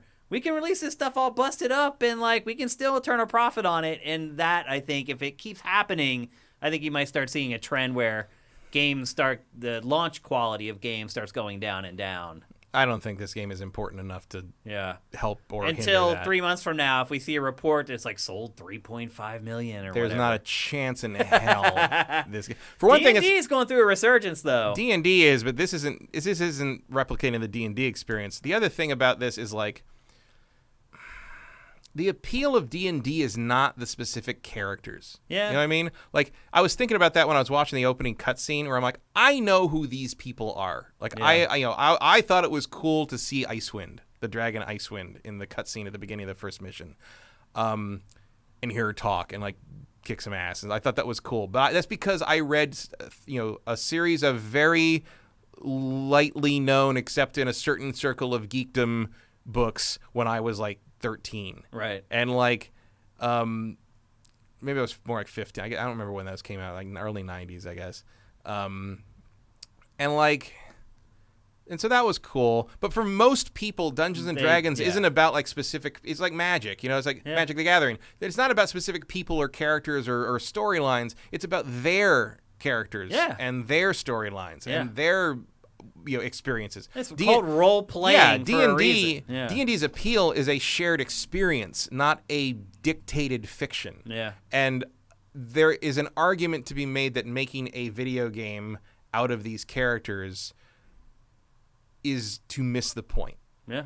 And I don't want to fully say that because I like Dristo Erden and I like all that stuff, but am I wrong that if you made a game of this nature, but instead of populating it with set characters, you had to pick from 4 preset characters, you just let me pick a class and make a person, would that not be more appealing to your average D&D fan? Oh, absolutely. Wouldn't you think so? If they had if Wizards of the Coast created some kind of a database where people could upload their characters to the database and then you could grab your character from that database and suck it into the game? There was something called Living Greyhawk. Really? Your characters were put into a big database. No matter where you went in the world, if you joined like a D&D group or you joined like a convention or whatever, the DM could just pull down your code for your character and you could play your character, and it would count anywhere in the world. And where your campaign where the game you played took place depended on where in the world you were.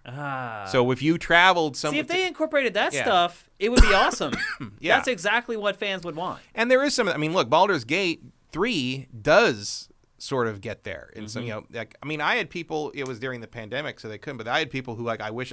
When I told them about the early access Baldur's Gate 3 I had, people I want to come over and make a character... because it was it replicated the rules of 5th edition so well, they wanted to make their 5th edition character as best they could and play them in the game. Right. And I'm like, that is an appeal, and those are all people who like playing real D&D in person or over Zoom or whatever. And that appeal is not, the appeal for this game is if you loved the original Dark Alliance which is not quite the same thing, so I don't know how well that would translate. And or you are someone who loves those books. Who rolls for you when you play D&D over Zoom? Usually... Do you have a random, an internet dice, something? So I'm in a current game. Most people I know play on a website called Roll20.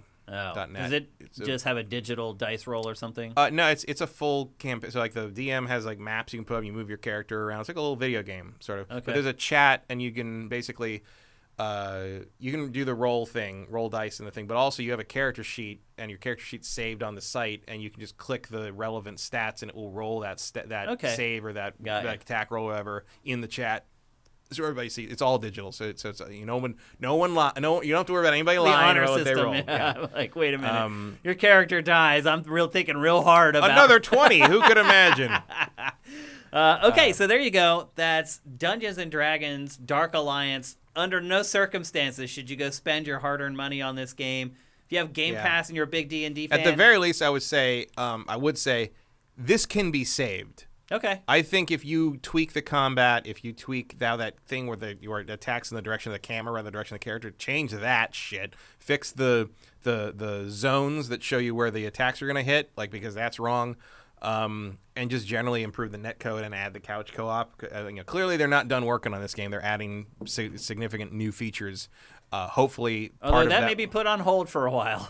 I think they must. I think they know. Well, I mean, the netcode probably needs work they might not have anticipated, but the rest of it, like they're not. They can't possibly. There's no way think they this could is done. Yeah, they know. They have to know. Okay, but $50 and then $60 for the special edition. Yeah, but stay away. Don't even I worry cannot about the recommend price. that. Yeah. Also, again, I really have to think that this thing's going to be cheap as all hell by the end of the summer. Yeah, and you know what? If they fix it up, and then they drop the price.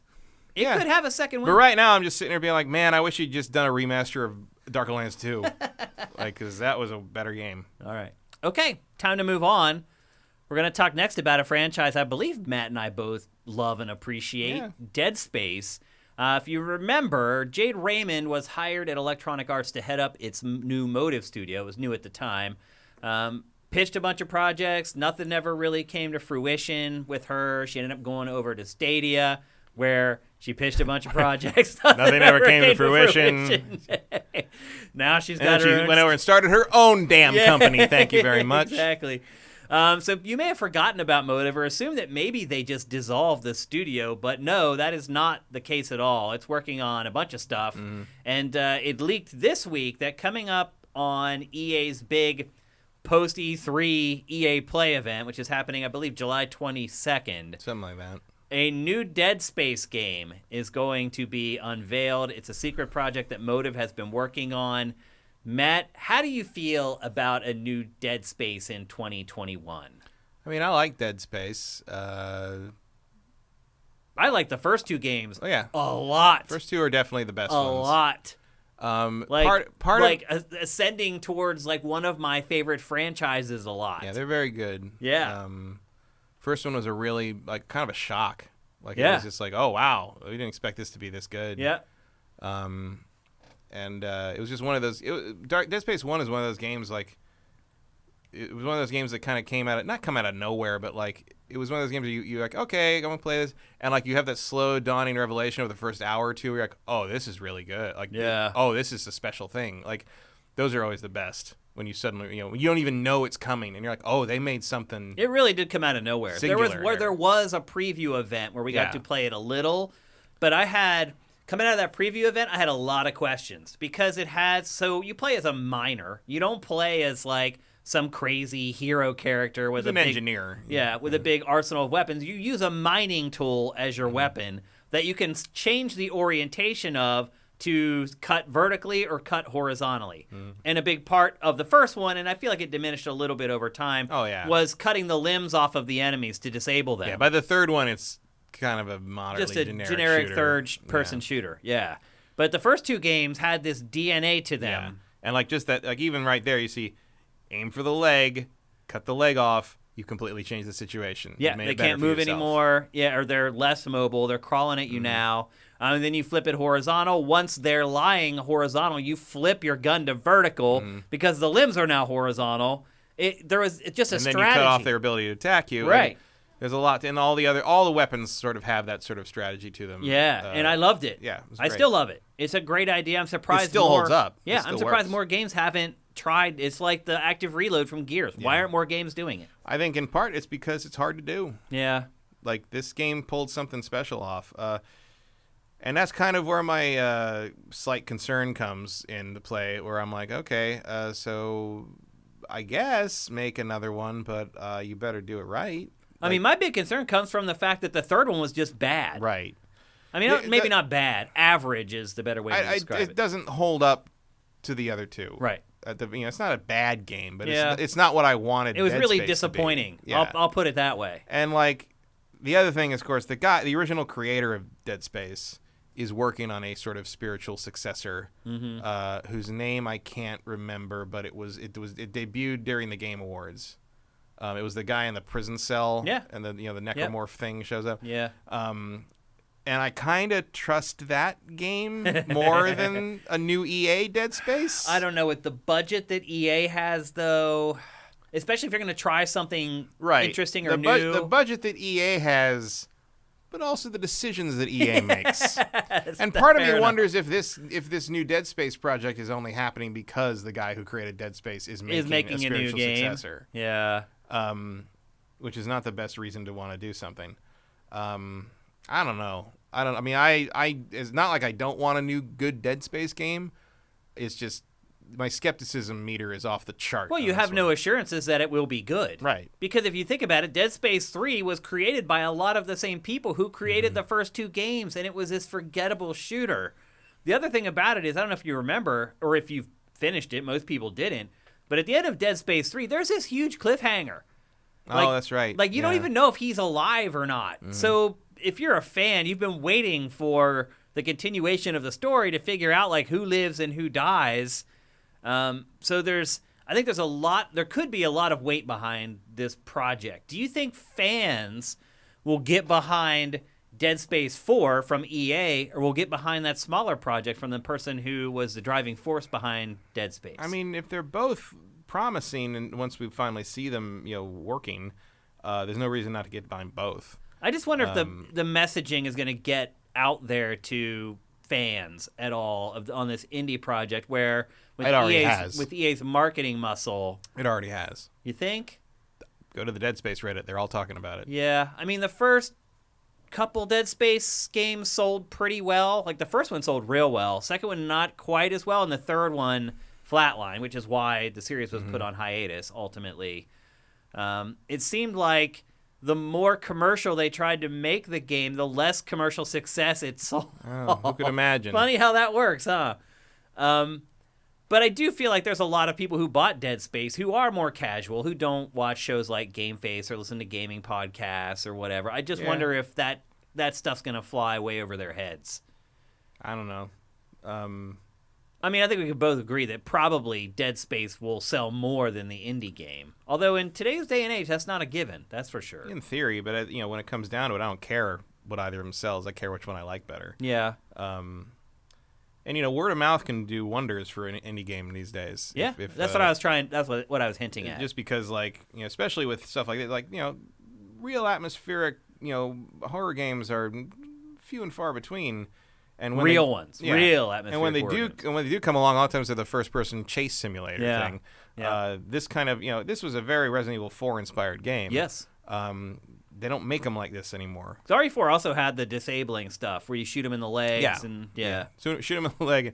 And granted, there was more suplexing in Yes. Resident Evil 4. But that's for sure. But yeah, it's that same kind of thing where it's like you can handle this situation. Cinetyke says it's called Callisto Protocol. That's right, Callisto Protocol. Yep. Thanks for that, Cinetyke. So I'm definitely keeping my eye on that one for whenever the hell. I mean, maybe next Game Awards is when we see that the next time. But yeah, we didn't see it anymore at E3.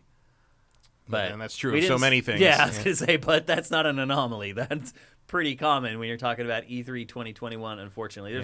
Like, I thought about doing a segment in the last episode of games that we missed at E3. I started putting together a list, and I was like, all of them. Like, there we missed like 300 games. That segment would have lasted a whole episode of GameFace. I mean, that Microsoft pre-show alone, it was just a list of things that didn't show up. Yeah, pretty much. Yeah, there's tons. What do you want to see from a new Dead Space, Matt? Really just more of a return to the philosophy of 1 and 2. Yeah. Like, I don't need co-op.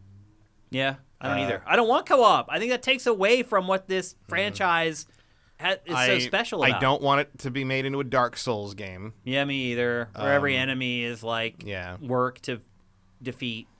A little bit of work's okay. Sure, but also like. I mean, like I don't want bonfires that reset everything. Right. And like all, you gotta like slowly level. You're like, I don't know how you would rationalize that in this universe. I don't know. How do they do it in any other one? There's no way to rationalize it in Fallen Order, but for Star Wars, but those stormtroopers come back. Yeah, no way to rationalize it in the new Final Fantasy game either. Yeah, I mean the way I rationalize it in the Star Wars game is it's fun to kill stormtroopers. Right. Yeah. I don't really care, but it's like it's different. Fallen Order is not trying to like immerse me in a world that is supposed to like scare me, right? Each stormtrooper also isn't going to kill you in Fallen Order, right? The way they could in some Souls games or Souls likes. I always forget about the whole like stomping and finishing stuff, which I would argue Final Fantasy Origin actually has the stomping finishes. Once you take the yellow bar down, that's true. You get the circle prompt and you can stomp enemies and finish them off. It's very rewarding in this, and I also forgot how you open the boxes with the stomp. You just stomp on them. I mean, I would hope they'd keep the progression. One of the satisfying things about the first game, at least, was the progression of building his armor. Yeah, and there was a Metroid angle to it too, with the level design, and because you get the abilities. I do remember like the stasis or whatever that you use to slow down time was very awkward to use, and it's even in this B-roll, like I'm seeing it, I'm like, oh yeah. It was this weird thing that didn't really work the way, and I'd be like trying to get through a door before it slammed on me. But it also like worked because like it's not what in universe that's not what it's supposed to be used for. Right, like right. So it should be weird and janky. Yeah. Like because that's the thing. It's like Isaac is just improvising through all this. Yeah. And the way you this isn't his gig. Yeah. The way you have to play the game reflects that. Yeah. There's a lot of stuff about this game that shouldn't work. But it all does. But it does. And it's what gives the franchise its identity. And I would argue that that's what it got away from, was the things that people identified with the franchise. And the third one, it was just a shooter. Like, you just really lost a lot of what people made forget. it unique. Like the cover of the first game was just a severed hand, floating in space. Like there is an element of like, who is this for? I mean, it's for me, obviously, but it's also like I'm not a huge horror fan, but I am a big like cosmic creepy space. You like atmosphere and tension, And like I always say like I don't care about jump scares or horror things. Like I care about terror. I care about dread. Like if you can make me feel like. The good Silent Hills do this too. It's like you can make me feel the atmosphere of some place that would be terrifying to be in. Like that is what I'm after. I don't care about a slasher thing coming out of a wall or whatever. The only real criticism I have about the original Dead Space is there are moments that would be very tense and very like surprising with the necromorphs. But every time there's a necromorph anywhere in a room, the music plays. Yeah, and I was like, okay, somebody in here because the fucking orchestra's back. It's like, well, Dead Space 2, there's the whole needle in the eye scene. Yeah, it's like I like all the stuff where you have to go out in the vacuum and all the sound cuts out. Yeah, and it's just like that. It just the game sucks you in. Yeah, and that's what Dead Space 3 didn't do. So I would say if I had one wish for the new Dead Space, it's focus as much as you can on setting the atmosphere and tone. And I think if they do that, a lot of the other stuff will just naturally fall into place. Yeah. And I would also argue, like, not focus test it, but like don't like marketing blitz it to the point that you water it down into something like you did with Dark Dead Space 3 again. I think now more than ever, if something's good and something accomplishes what it's trying to do, and it's a singular experience, the audience will find it. Yeah, like, EA is very guilty of blunt force trauma marketing. Yeah, it feels like it can do the same thing for every game and have the same success, which just means basically throwing a ton of money at it and running it as many places as possible. I think they could be a lot more strategic with how they market their games. And I would like to think that Fallen Order taught them something. Yep, I hope so. Or Fallen Order went against all of EA's management conventional wisdom. Yeah. They thought nobody wanted single player stuff. They thought nobody wanted stuff with no multiplayer in it. They thought nobody wanted like big long adventure stuff or anything like that. They thought everyone wanted games that live forever. Yeah. And Respawn basically said, bite us. Yeah. We're not even gonna use your shitty Frostbite engine. Yeah. We're gonna use Unreal, and we're gonna make basically Star Wars, Metroid, Dark Souls. Yeah. And they did, and it sold 20 million I know. I copies. saw that lately. Holy crap, man. So maybe someone up there in the EA offices might now realize, the hint. we don't know shit about shit, and we should let these guys make whatever they want to make, because the passion and the interest and the verve that's put into a project like that is what's going to sell to people, especially these days. Well, even the storytelling in this, how the little faces pop up, like the augmented reality stuff. Like, this game was really This game way is a ahead of minor its miracle. time. Like, it really is, yeah. Kind of out of nowhere from, like, almost, it feels like it probably wasn't supervised very closely. Yeah. This game was a hard sell for me as a journalist, I remember. When I played it, review code, and came back into the office and started telling people, didn't want to believe that it was as good as it was. And then I remember going on podcasts, and after the podcasts were over, a lot of the comments were like, I don't know, man. Yeah, well, I played it at like a preview thing, and I really liked it, and I went, I like the cutting things apart gameplay. And I went, and I was still kind of also looking for a new Resident Evil 4 style fix. And I remember I came back from that, and I went on their, whatever their site was, because at the time EA was selling stuff through some like eShop or whatever, and I ordered that special edition of it with like the hardcover book, and I still have it. That thing's worth like $1,500 now, because they only made like 300 of them. To my point, that it was hard to get people on board, and then it came out, and the word of mouth started spreading. They made that. I think it was that and Mirror's Edge, and it was another one they did. They did like a super limited thing, and it's super limited, but like they were available because no one cared yet. Yeah. And I got the Dead Space one, and I was very happy I did. Worth a lot of money. Because they had a lot of cool stuff in it. Yeah. Matt, do you think we're going to see this at EA's event? I hope so. They've been there were some actual official teases for it on Twitter. Like one of the EA people, I can't remember who it was, but it said something like, so it's like, he said use the word dead at the end of the tweet, and it's like, okay, what else could that be? Exactly. It's exciting because they're talking about bringing an IP back, and it's gonna be dead exciting or something like that. So I'm like, okay, well, it's either what else Dead could it Space be? or like EA doesn't have a lot of games with dead in the title. or you're trying to sell me another Plants vs Zombies game, in which case you can go fuck yourself. You're teasing Plants. Oh pissed. My god! Oh, stop it! If it ends up being Plants vs Zombies, people will be really angry. So anyway, it looks like we may be getting a first look at this game on July 22nd, which is EA's E3 blowout, a month after everybody else. And I'm excited for it, like really excited. Dead Space 3 was a huge disappointment, but I'm hoping the message was received by EA, by the response from fans and from critics. And I just feel like EA is smart enough to not make that mistake twice. So we'll see. There's a lot of love for this franchise still. It hasn't been gone that long that people have completely forgotten about it. And people like us, I feel like, have tried to do our best to keep it alive. So hopefully they'll listen to the fans, they'll listen to the critics, and we'll get something really good on July 22nd. So we'll see. Coming up soon.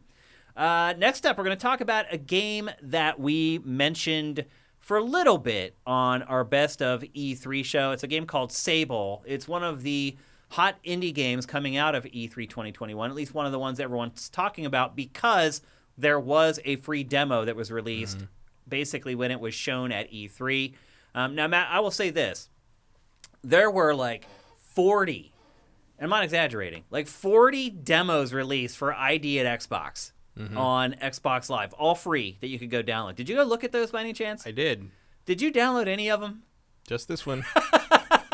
I did look through them. I was like, oh, wow, I don't care about any of this except Sable. Wow.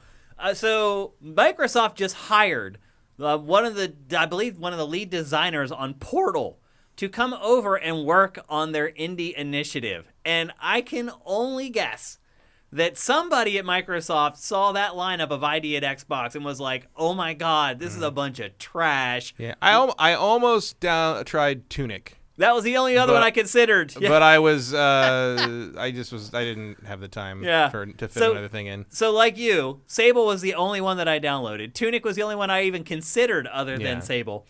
So I downloaded it and I played it. I've spent, I don't know, about 45 minutes or an hour with it. You had said that you liked it. I do not. So we talked about indie games that are always about sad people and bad situations, and that is very prevalent. I would argue that Sable is another genre that is very prevalent in indie games that I feel like I've burnt out on at this point. The silent protagonist wandering in a strange world, trying to find... I don't even know what the mission is in this game. She's just on her, like, coming-of-age quest. Yeah, she's like a preteen or whatever, and she has to do this thing that everybody does in her tribe, and that's it. Like, it doesn't really have any setup. Well, I'm going to guess that more occurs in the final game. Oh, I'm absolutely sure. I mean, I made it pretty far in this to kind of see where it was all headed, and it just seemed like it was headed to nowhere. So you talked about how, like, the animation of the character is on purpose. I think it looks terrible. Like, and I get it's on purpose and it's a style, but it's just one character that's doing it. It's like this inconsistent thing in the world. None of the other characters are like 12 frames a second animated. They're hardly animated at all. They are, but they're not really moving. Oh. That's what it is. Gotcha. So she just kind of stands out in this very normal static world as this thing that's just like real jerky. I don't like the art style. Like you get out of my house. I know. I'm sure some people do, but it feels like somebody made this game in Microsoft Paint. Like, I don't know, Matt. I'm hoping the art style in this game is a reference to one of the most influential and greatest science fiction artists of all time. So, no. Who? Mobius. John Mobius. I mean, I remember the posters. I remember he did a lot of heavy metal magazine. Yeah. And stuff I remember like my older sisters. That stupid arcade in the Metreon. Yeah. Airtight Garage. That was all based on his stuff. Yeah. Like I remember my sister's boyfriends when I was in like middle school had posters with this art like on their walls. Yeah. I just don't like it in a game. Like I just think it looks like I do like the smoke that comes off the bikes, but everything else just looks bad to me. I love it. This is one of the most visually striking games I've played in a long time. I mean, I would agree with that. Like, you look at it and you're like, I mean, it's not gonna be for everyone. Like, I acknowledge that, but I love it. Like some of this game is just like is made for me. Okay. I don't expect it to sell 10 million copies, but I don't care if it sells 10 million copies. I don't care if it sells at all, honestly. I just felt like so as you start playing, it's not an RPG. There's no combat in the game at all. At least what I've experienced, there's no combat. It's all like traversal and adventure game stuff. You go... There's no combat. Yeah, that's what I just said. In the demo, yeah. That's what I just said. You go to some little temple. You climb up through the temple. You get something.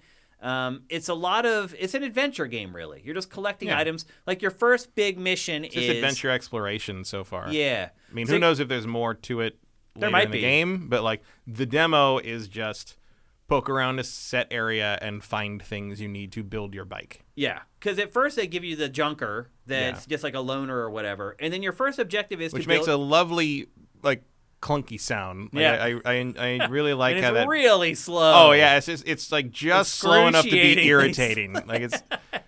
So your first objective is to build your own bike. Yeah. And you have to go collect parts. And she's upset about it too, which is like fun. Fun. Which connects with the player absolutely. But like I noticed some stuff in this game that's broken. So I went to the first temple, which is what we're seeing right now, and you get this like orb that lets you float basically. Before I had gone here, I went to this other temple where I found a place where I needed to jump and I could not reach across the crevasse to get where I needed to go. So as soon as I get this orb, I'm like, oh, this is what I needed to in this other temple to jump across the gap. So I go back down to the other temple, I climb up it, I get to the jump, and sure enough, that new ability gets me over there, climb all the way to the top of that, collect some stuff. I collect the first the first bike part before I'm even told to collect the bike parts. So I collect that, and then as I'm coming down, I find this little ledge. I land on the ledge, and I go in, I open up this chest, and there's like 100 credits in it.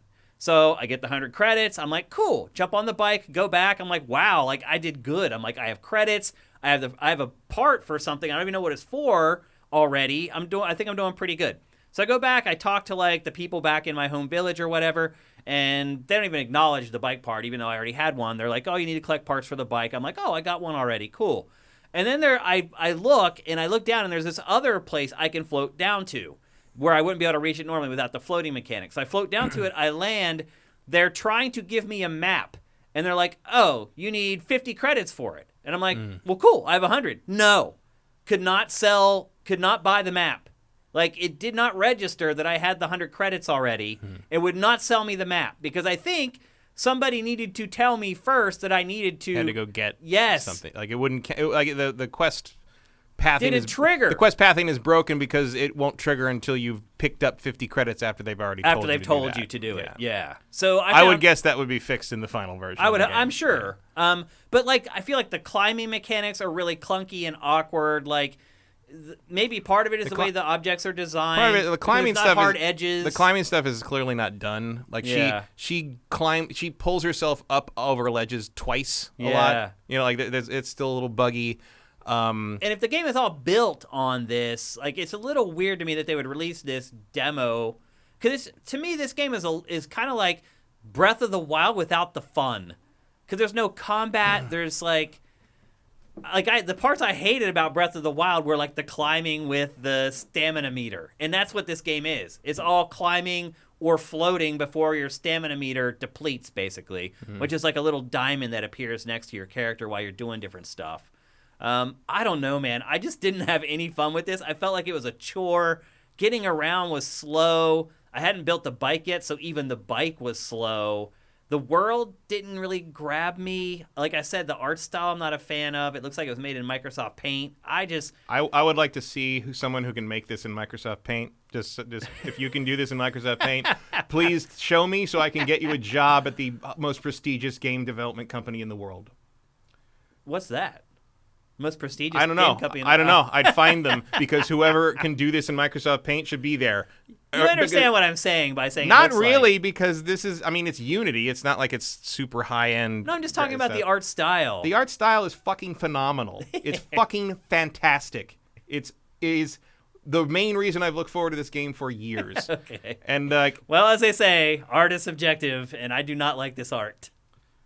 And, like, as far as, like, releasing the demo, like, I think they had to do it just to prove that it exists. Oh. Because this game has been floating around in the ether for a long time now. Yeah. Like, we've had a trailer on our TriCaster for, like, 2 years. Yeah. I mean, I think it's been announced longer than that. I'm just saying that's when we put it on our TriCaster. And, and the, you know, and there's that thing I was talking about before where, like, the plants keep changing when you get closer to them. Oh, yeah. I mean, dude. It's got a lot of work left. Yeah. I mean, like, I know it's appears out of nowhere. I know it's supposed to come out in, like, September or something, but I hope they're further along than this demo. I mean, yeah, like, the plants, like, they change. Like, you'll be running towards, like, a little bush, and the bush will change. You don't think that's on purpose?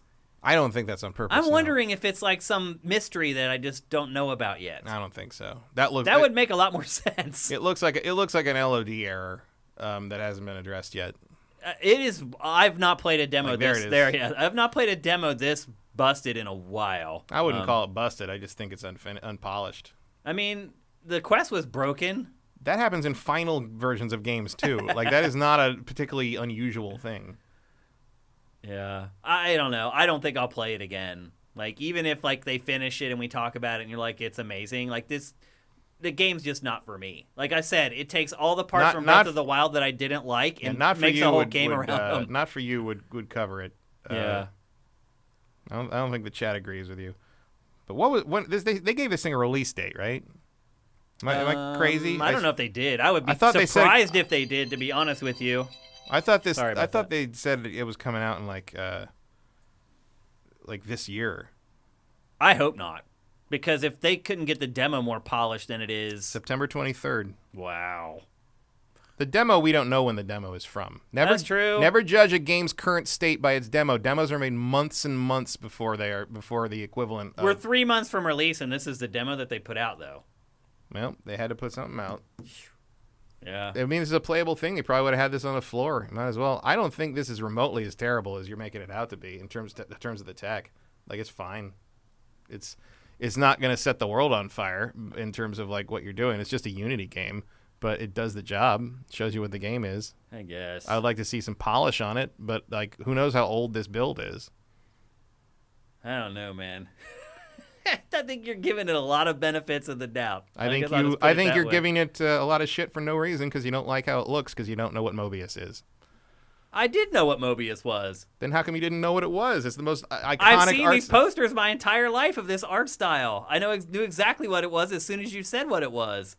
Yeah, you really think I'm going to let an art style impact my impressions of everything. Come on. Give me a little credit, Matt.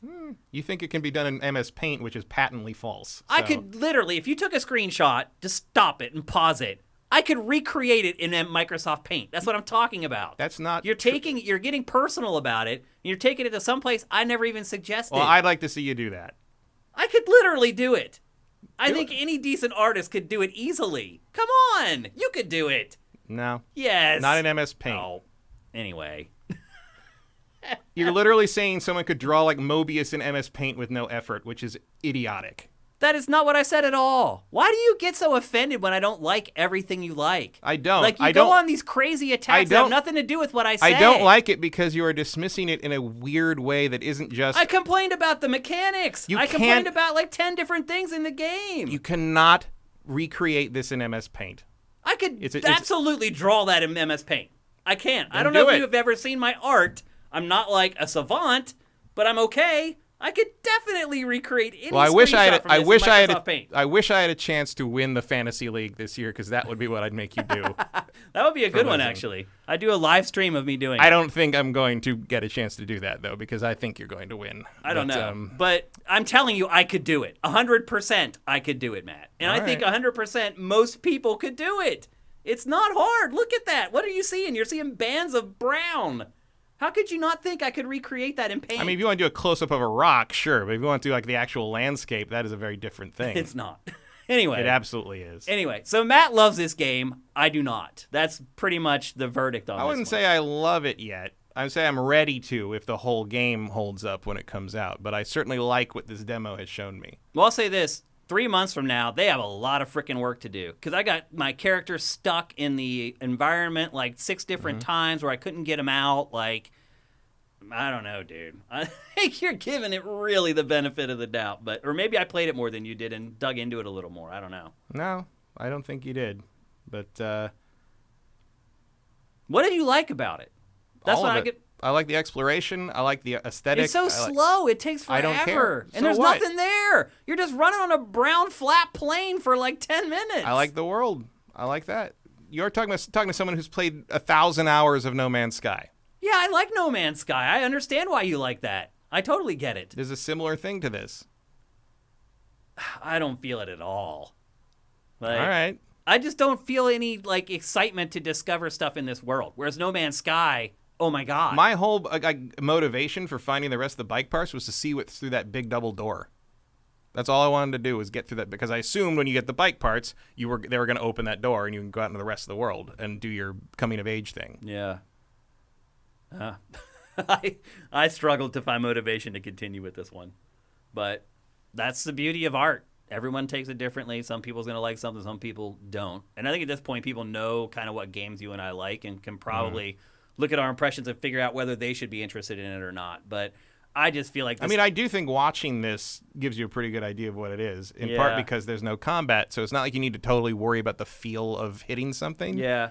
I felt like when I was playing this game, it was like held together by Elmer's glue. Like the whole game just felt rickety and it could just collapse at like any moment. I don't think that's very accurate, although there's just that... There is an element of the, that feeling of Unity, the Unity engine kind of sometimes has that to it. There's a paper-thin quality to Unity stuff sometimes, which this hasn't fully transcended, but I don't think it's that bad. Yeah. But anyway, that's Sable. You can download the demo. If you are an Xbox Live subscriber, you can download the demo for free. It's actually pretty long. You get a pretty good taste of the game just from the free demo. And we'll see what they do. They are taking, this is, again, a game made by 2 guys in a shed. Yeah. They are taking things on board. The people who have complained about her frame rate, they have been receptive to that and said like they are considering adding like an option that would make her run at the same frame rate as the rest of the world. So it's not like they have put this out and are like, this is our vision and you cannot change it. Like they are very aware that they need to, bend in places. So I think there will be at least some concessions to like the people's impressions of this demo. And look, I don't want them to like change their vision. No, but I if don't it's think, an option, that's cool. I don't think anyone's asking for them to put swords in it or anything. I mean, I don't mean that. I just mean like if they want to do the character that way with the frame rate that way, they should do it. And they shouldn't change it for me or anybody else. I don't know if they can easily put an option in that makes you run at the same frame rate, go ahead and do that. As long as it's an option, I'm cool with it. Yeah. I'm not going to use that option, but at a certain point, it's a game made by two dudes in London, and they probably don't need to alienate potential customers by sticking to their 12 frames a second gun with the main character. And look, I respect the work that they've done. The fact that two people have created this, that's amazing. But if I'm just evaluating this against all other games without thinking about who made it or how it was made, I struggle to be excited about it. So, but there you go, the Sable. Is it coming to everything, or is it an Xbox/PC thing? I think it's on almost everything. I think it's I don't know if it's PlayStation actually. I think it's Xbox, PC, Apple Arcade. It should be on Switch, honestly. Switch would because, like make I said, sense. it gives me a lot of Breath of the Wild vibes, minus sort of the action parts of Breath of the Wild. It's Mac, Windows, and Xbox for now. Okay, so it is kind of an Xbox exclusive for now. It does feel like it should be on Switch. It would be a good fit on Switch, and my now, guess to is, be fair, that might just be because there's two people making it, and they'll get to it. That could eventually. Be. Yeah, or maybe they make money off of the first few versions. Yeah. They can hire some people to help. And we know the Switch has no problem with older games making it over there a few years later. And they sell really well. Yeah. So, yeah, it's a good target for it, absolutely. All right, it's time to move on to our last topic, and a game that Matt and I have been waiting way too long to discuss. I hope you guys aren't, over it at this point. You shouldn't be, because I know a lot of you do not have a PlayStation 5 yet, and so you have not played this. And you really have not heard Matt and I talk about it since we've played it. You better get used to it because you're going to hear about this game for the rest of the year. Yes, and that game is Ratchet and Clank Rift Apart. The first thing I'm going to say, Matt, first of all, I have finished the game. The game took me probably 13 hours, I'm guessing, roughly, to finish it. It's between 10 to 15, depending on how you play it and how much you are into collectibles and stuff like that. The first thing I would say is this game is being sold short. By critics. I know its Metacritic is an 8.8, or it deserves higher. Yeah, under 9 is kind of ridiculous. Yes, under 9 is absolutely ridiculous. And I don't know if they're trying to leave headroom for Gen 9. I get that. You don't want to jump the gun and reward a game with a really high score at the early part of the generation, because you have to answer to that forever. That was kind of why in a lot of places I run editorial, and at Game Trailers, we did group review scores. So we'd have somebody review it, and we'd have a couple other people play at least a decent chunk of it. And then we'd have them come together, and the reviewer who reviewed the whole thing would be like, okay, this is what I'm thinking for the score. And they'd have the discussion with the other people who had played a good bit of it, and sometimes they'd be like, you're right on. What I played so far, totally agree. Your score is 100%. Other times you'd have dissenters who would come into the discussion and be like, hey, I found this other problem. And we'd figure it out, and we had a editorial team score for our reviews. So we didn't put people's names on our reviews. It was just Game Trailers. This is Game Trailers' score. It was a group project. And so once you lay down that precedent early in the gen, okay, this game is a 9. You hear about it forever. Anytime you review a game and it got a 9 or a 9.1, they're like, oh, so it's better than blah, blah, blah. Or, oh, so it's worse than blah, blah, blah. I understand. Editorially, sometimes you don't necessarily lowball games early in the gen, but you try to temper your enthusiasm a little bit, because you're like, man, in 2 years, something could come out that just blow this away. And then how do I represent that with a score? So I don't know if that's what happened here. I'm just guessing maybe that might be it. But I would just say anyone who gave this game lower than a 9 on the 7 to 10 scale scored it too low. Mm-hmm. This game is amazing, Matt. Amazing. Yeah. On so many fronts. People are just going to, and I'm going to get the B-roll rolling here because you guys just need to see the freaking game. But people are going to look at this and say, oh, well, it's pretty. So it got these scores because of its graphics. Honestly, it is gorgeous, and it is probably the most gobsmacking game I've ever played from a visual perspective, but the rest of the game is just as good. All the other elements are just as good. Matt, I never checked my watch playing this game. No. I never yawned playing this game. I never found myself even close to being bored playing this game. Nope. It starts off strong as hell, and it even builds, and it gets better and better. Something that I complain that games don't do anymore is start simple and build and make everything get better so it motivates you to keep playing. That's how this game is. And part of it is just the natural progression of the weapons and the insane weapon trees, in all honesty, in this, that naturally build it because you keep getting better weapons. It makes the combat more exciting as you go, blah, blah, blah. Part of that is it. But the other part of it is like the worlds that you discover. Like as it goes on, they become more and more strange, more and more alien, more and more elaborate, more detailed. Why do you keep checking the chat? I don't know. They're just everybody's kind of got their own opinion about Ratchet again. Oh, because like it's a rare instance where everyone's already played it, and so everyone's already like, I don't like this. This isn't good. It's like, and like then when you bring up review scores, everybody's got an extra opinion. Oh, so it's just I noticed your eyes were trained. It's just on been the moving. It's just moving pretty fast. But anyway, this game builds and builds to a couple different crescendos, in all honesty. The plot is great. The character development is great. Does it skew a little young? Absolutely. Is that okay? Absolutely. Sure. I don't have any problems watching Disney animated films because they skew a little young. It is just, you don't get games like this early into the life cycle of a console. The fact that this game came out 6 months into the PlayStation 5's life is astounding to me. It's like I've finished the game and I'm left wondering, like, are other studios going to be able to top this for like a really, really long time? Mm-hmm. What are your impressions? Maybe Naughty Dog. I don't know. Yeah, I mean, another Sony first-party studio, but third parties, I really struggle to see. And to be fair, I think that's a thing I think about like almost all Sony first-party stuff anyway. Yeah. Like I don't expect anything else to be as good as Sony's first-party stuff in terms of multi-platform usually.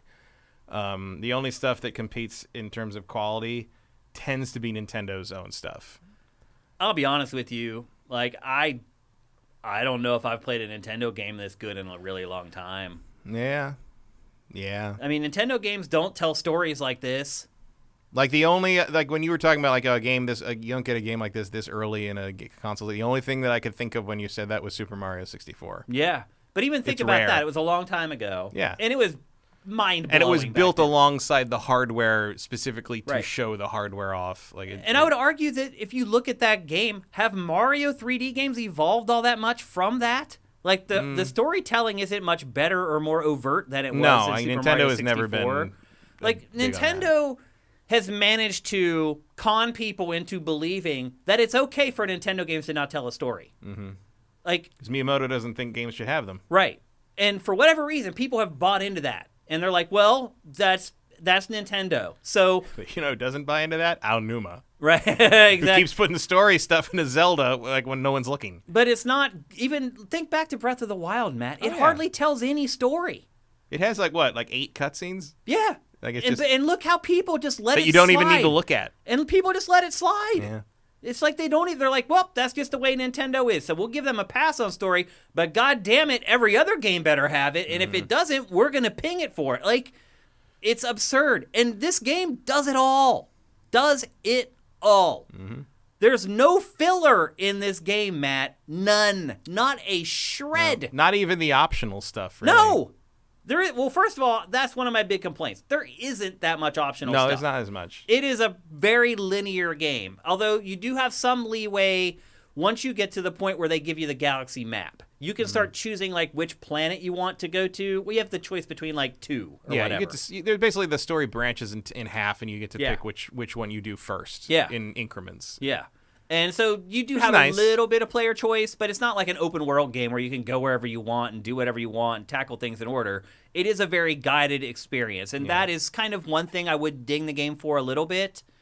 But I don't think I would, just because that's not everything has to be that. Yeah. Yeah. And they justify that structure in this game. Like there's a reason it's that way. Yeah. And it works. And the point I was getting at is like, this game does things that Nintendo doesn't do in any of its games, and does it very, very well. Like, the cinematics in this game are, I'm not even like, this isn't hyperbole, are like Pixar quality shit. Like the facial animation, the characters, the voice acting, like the only thing left that like the pre-rendered CG animation really has over this is lighting. Yeah. There's elements of lighting that you just cannot do in real time yet. Yeah. That you can do in pre-rendered. And you may not be able to do that for 2 more gens of consoles. I mean, you are still struggling to do in real time, even with the ray tracing. You're just now getting to replicate lighting effects that were in the first Toy Story in 1995. Yep. But other than that, you're on the level. Like this is. It's hard to tell if you're not looking for those details. It's really hard to tell. Like there are some times where I was like, "Oh, this is pre-rendered." But no, your helmet is in there. Yeah. Like they do your custom armor is all in the cinematics, and they do this thing where the helmet kind of like dissolves away, so you can see the facial animation during the cinematics. Which, if I did that facial animation, I would do the same thing. Too. Yeah. Then you just start talking about like the combat. It just feels like freaking butter, man. Like it's amazing. Yeah. This game is a technical marvel. And it's tempting to just be like, well, that's just Insomniac for you. But it's like you get complacent about what Insomniac makes. I mean, I've played all Insomniac's games. This is a new level for Insomniac, Matt. Like, the fact that this came out 6 months, I didn't even come across any bugs. There was one little scene where an NPC continued to walk into a wall. Like, this game is so good and polished that you remember anything that's bad about it. Like, I found one character that had a bad voice actor. One. And because I noticed it, I'm like, oh my gosh, there's a voice that doesn't sound amazing. And I walked over and listened to the character. And I was like, it's still pretty good, but it's not like 10 out of 10 level. And there's so little in this game that is not of that quality. The other thing I like about it, you can play it however the hell you want. So what I did is I took the two gadgets or weapons, whatever that gave you like automated teammates. So I see. Yeah, and all I did was just boost those up, and I didn't have to do anything. Towards the end of the game, I had leveled them up so much that I would just throw them out and watch this. I'm just sit back and let them kill them all. I'm a big fan of Mr. Fungi. Yeah, Mr. Fungi's awesome. You use him for the ranged enemies. You use the little Zircon dudes for the people on the ground. And I played the whole game almost like a RTS. And somebody else can just choose one of the other weapons and just make them into these world destroyers and play the whole game that way. Like, it's just amazing, dude. I played a lot of it with just the pistol. Yes. Like, the pistol's fun. I maxed out my pistol first. Yep. It's the first weapon I maxed out. I just kept putting it in there. I'm like, I'm going to use this more often than anything else because I get the most ammo for it. I'm just going to keep dumping my points into it. And, like, the weapon trees in the game are different from other games. Like, you have, like an octagonal grid that you basically choose, and then inside the grid are these pods that if you choose all the things around the edge of the pod and complete the circle around the pod, you get that buff that's in the center there. And that becomes crazy strategic, especially in the early part of the game. Now I'll say this. And that, as I recall, is how the weapons have worked in the series for a while. Yeah, and it's great. Like, I had forgotten how much of like an RPG Ratchet and Clank is. And that's kind of one of the criticisms that as I've seen used in the reviews to sort of like justify the sub 9 scores is that it's just Ratchet and Clank again. And I'm like, first off, we haven't gotten a Ratchet and Clank in a while. Like, not since the PS3. There was no Ratchet and Clank other than that remake of the first game on the PS4. Yeah. And also, which is crazy to think about. And also, what's the problem with more Ratchet? I know I hammer on it all the time, but I will take perfected iteration over innovation anytime. And this is pretty much the definition of a game developer knowing exactly what they do well and doing it flawlessly. Yep, and there's lots of variety in the game. You're even looking at it here. Like these are the virus busting segments with Glitch. Like, that's a new everyone. Early on in the game, I felt like every 10 to 20 minutes they were giving me something new to play with. Yeah. And then as the game wears on, they don't keep introducing it as much, but they make them more challenging. Yeah, more challenging, add new wrinkles, just like a game should do. Like, and then there's the Clank, puzzle platforming. He goes into these little rifts, and he has like a 3 different rooms that he has to solve, and that's all mental, really nothing Twitch related at all. It's just puzzle solving, figuring out how to get, basically it's lemmings. Figuring out how to get like lemmings from one side of the environment to the next. It's just, Matt, what I'm left with after playing this is, where does this go? Where does the franchise go after this? Like, because it's perfected everything. Mm-hmm. Everything this franchise has been doing for a while, and some stuff it hasn't, is just perfect. It's all nailed. I think you just, like, more worlds, more weapons, more ideas. Like, you know, you've got it nailed. You're done. You're done with the iteration here. You just need to, like, do more content, essentially. The game's still 15 hours long. Like, there's tons of content in it. It's not like you finish that first parade section at the beginning, and the title comes up, and you're like, there's more? Yeah. Like, this wasn't what took you 5 years. There's more game here? The amount of work that goes into all of this is just... It's mind-blowing. Mm-hmm. And for Insomniac to organize all that labor into this product that is so freaking polished, it's just... Yeah, I don't... Like, I've said it... it's been so hard not talking about this game. Yeah, I've said it. I said it earlier, I think, during the E3 stuff, but it's like, look, if this is not my game of the year, I don't know what is. I just can't...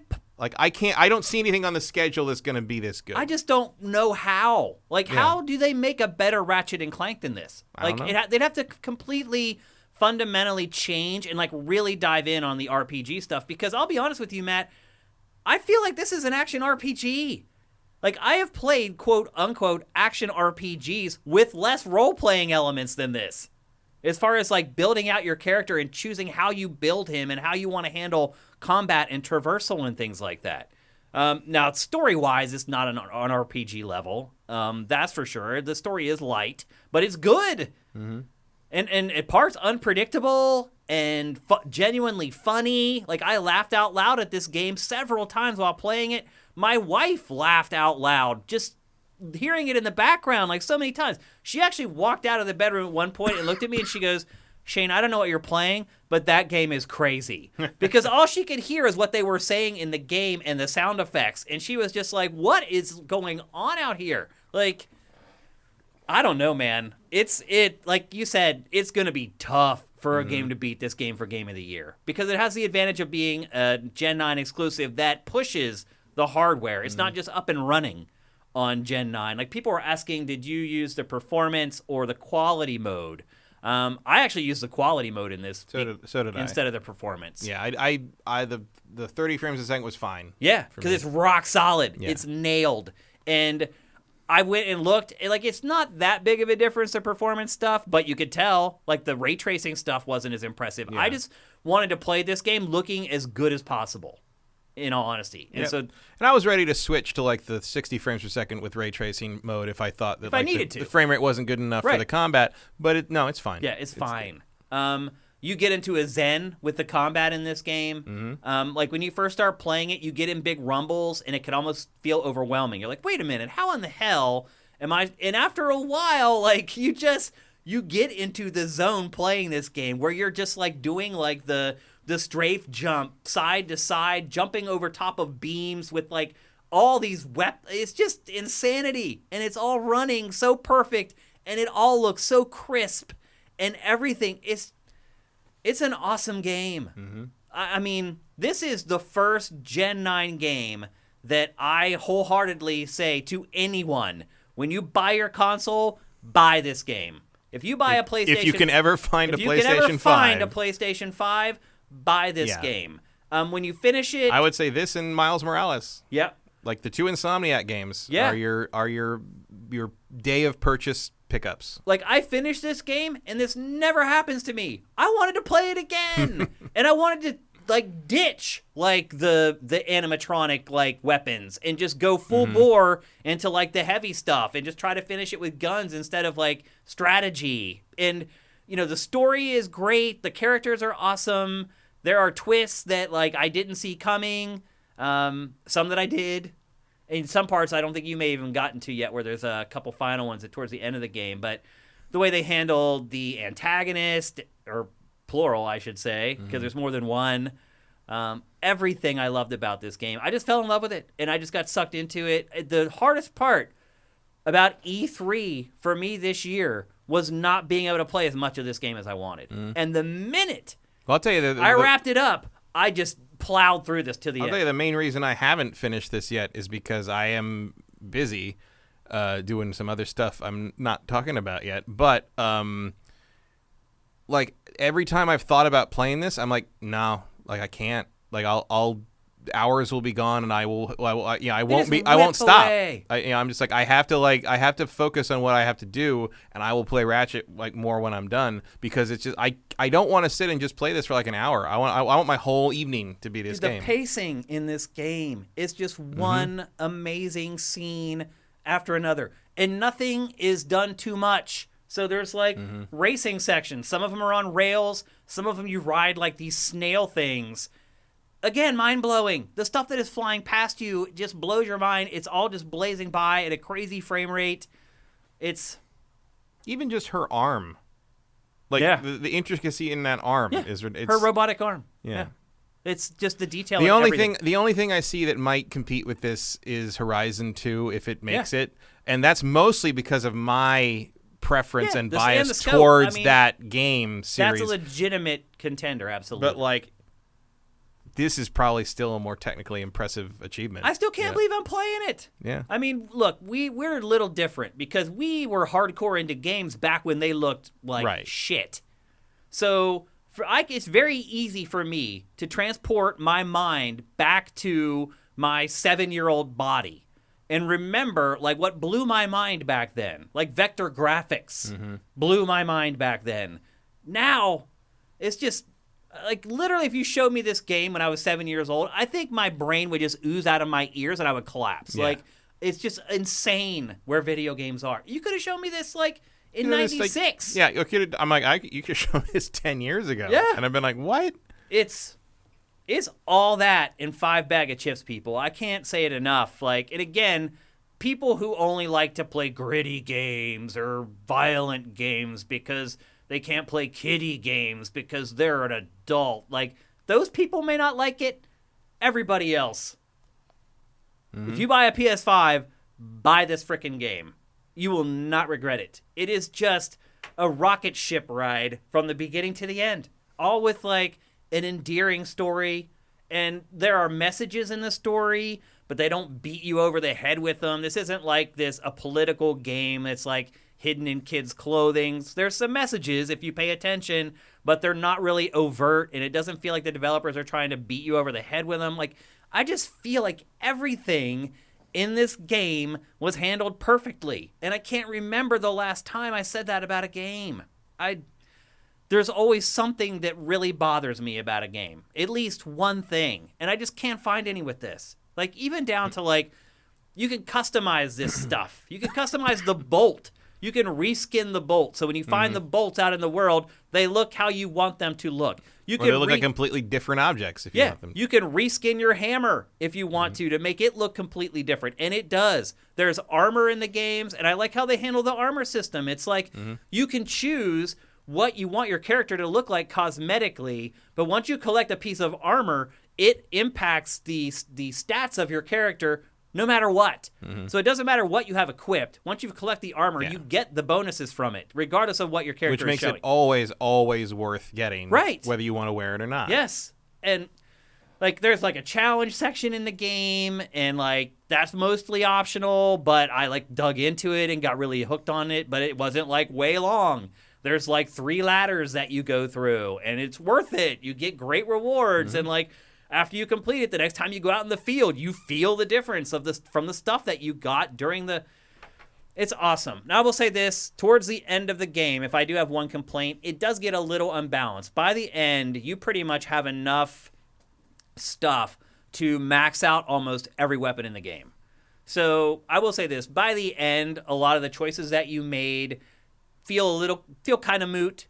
Because pretty much you've unlocked all those pods inside all the trees. Your choice is mostly to decide how you want to play the middle of it. Yeah. And by the end, you can just choose what you want to do. Lay waste. Yeah, which is great. That's what you want to do at the end of the game. You want to feel like a slayer.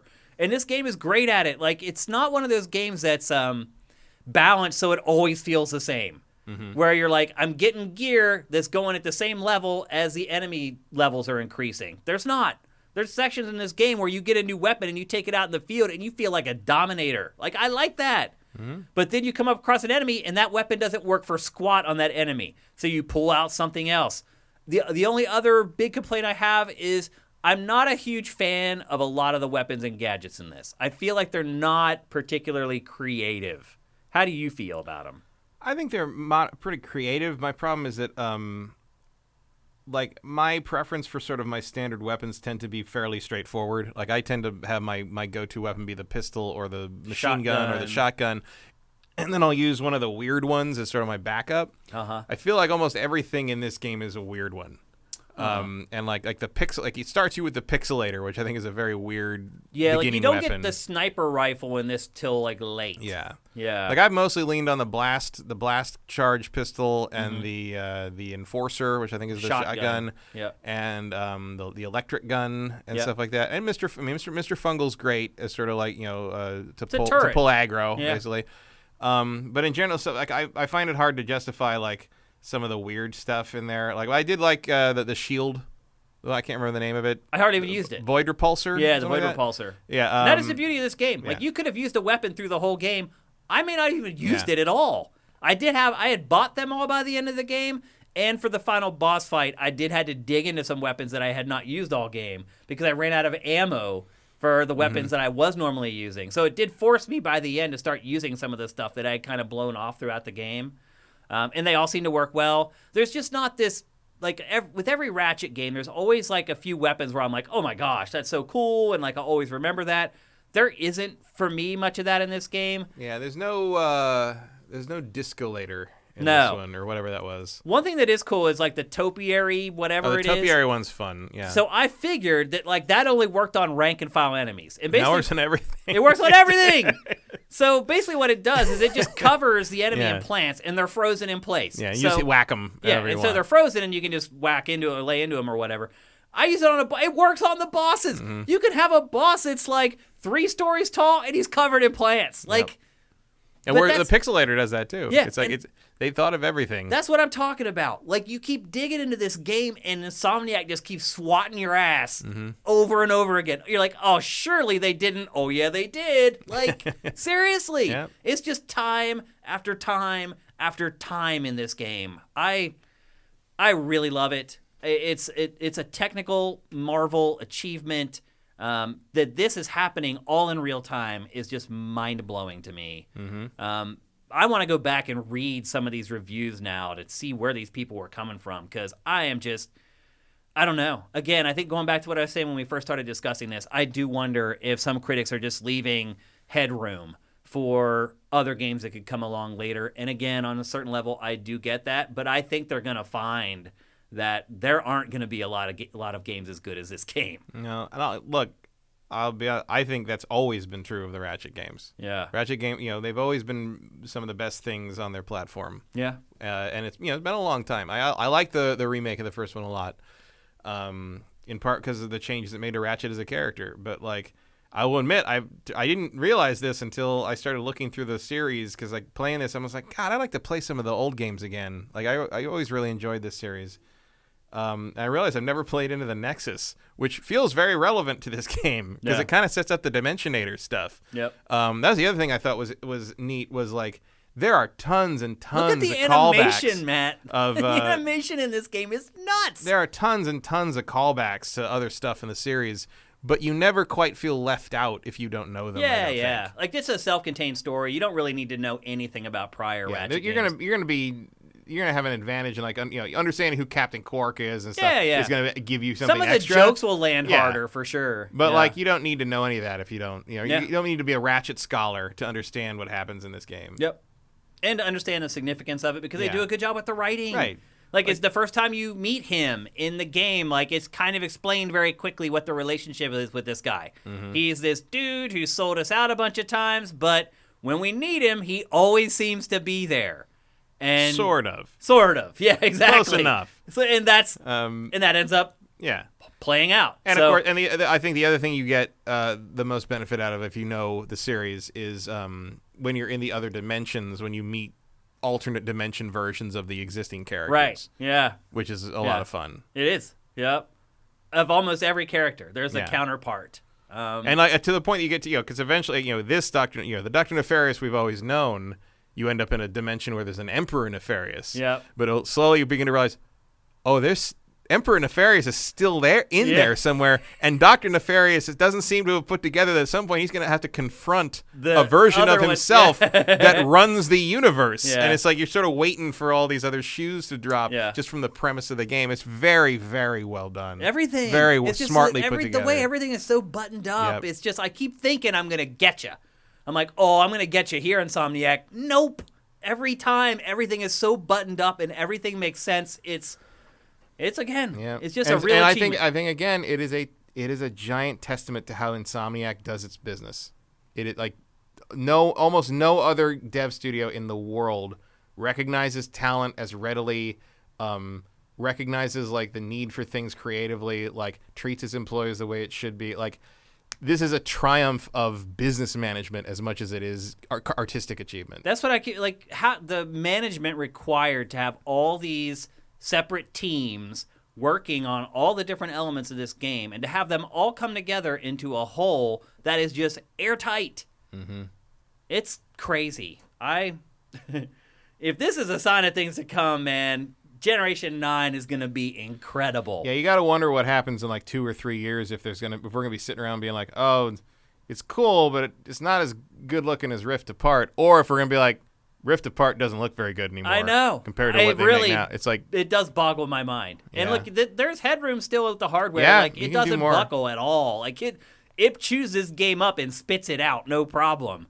Another criticism I do have is that the rifting stuff isn't as prevalent in like the moment-to-moment gameplay as I thought. Mm. Like, I thought there were going to be rifts, like, all over the place where you could just jump into different worlds. That's not how the game works. No, those are very carefully planned things. There are the yellow rift, the orange-yellow rifts that, like, you can kind of grapple points, to, basically. which is cool in the sense that, like, it changes location so fast that you're like, okay, that's it changes the gameplay. Neat, cool. Yeah, it could bail you out. It's a neat way to do it. Yeah. And it even confuses the enemies when you do it, which is neat.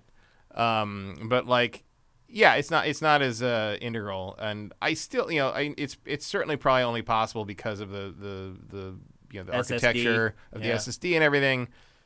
Doesn't really impact anything too much. Like, would I miss it if it wasn't there? Not so much, but it's a cool effect. It's pretty amazing at times. Like, particularly some of the racing stuff when you're going really fast. And it's just loading those worlds in. Yeah, that's the speed. I don't know how they do it, Not even man. just even if you weren't switching worlds, the speed at which they move stuff past you at the fidelity they do, even when you're not changing worlds. Yeah. Like, that's a testament to how that because you can works, stop. too. Because you can stop and look around, and that shit's rendered just like everything else in the game. It's like driving games. If you wreck and you pull up next to the crowd and you see the crowd's made up out of like 8 polygons, it's like that. The racing stuff in this is not like that. Everything is... Either there's no cheating or Insomniac cheats better than anyone else in the industry. I don't know how they would cheat that. I really don't. It's even the LOD stuff is pristine. Yeah, it's crazy, dude. It's so good. Like, I'm going to play this again. Yeah. I'm going to play it again, and I never play games twice ever. Like, I probably don't have time for it, but like, if I had my way and infinite free time, I would, when I finish this, I would like to just replay the whole series and then play this again at the end of it. I know I'll definitely never be able to do that. Yeah. I just don't have the time for that. Also, Sneaky Charlotte Snake is saying that Digital Foundry has an Insomniac employee talking about it. So that's cool. I'll have to go check that out. But yeah, I mean, all I can say, full high marks to Ratchet & Clank Rift Apart. You probably haven't heard me this excited about a game in a long time, and that's because I have not been this excited about a game in a long time. It's good to see something that represents what we're going towards. Like, Demon's Souls Remake is just like scratch the surface. Like, the few moments where their faces would be lit up, I'd be like, oh. Right, and some of that is like, you're also comparing it to the original, the PS3 version, where you're like, oh my god, this looks so much better than anything I imagined that game. There's and this also has that because we played Ratchet & Clank games before, but like, it's just a different level. Yeah. I'm also curious because like when we talked about this before, you felt a little more less convinced at the time. You're sort of like, it's starting to wear a little bit. Like, it's not, it doesn't hold as long as you hoped it would. But it sounds like you've really changed your mind. It just escalated as the game went on. I had stopped and I hadn't played. And I talked to you last time about it. I hadn't played it in like 4 or 5 days or something like that. And maybe I was trying to tell myself why I shouldn't be playing it. Yeah. So I wouldn't like sacrifice my duties like subconsciously that I knew I needed to attend to for E3 and play it. And so maybe I was trying to convince myself a little bit. That, like I said, I've been doing the same thing. So like trying to talk myself out of playing because I know I'll lose 5 hours before I know what happens. They just rip on by. Yeah. Like it's a 12 to 15 hour game. You could sit down and play this in one sitting.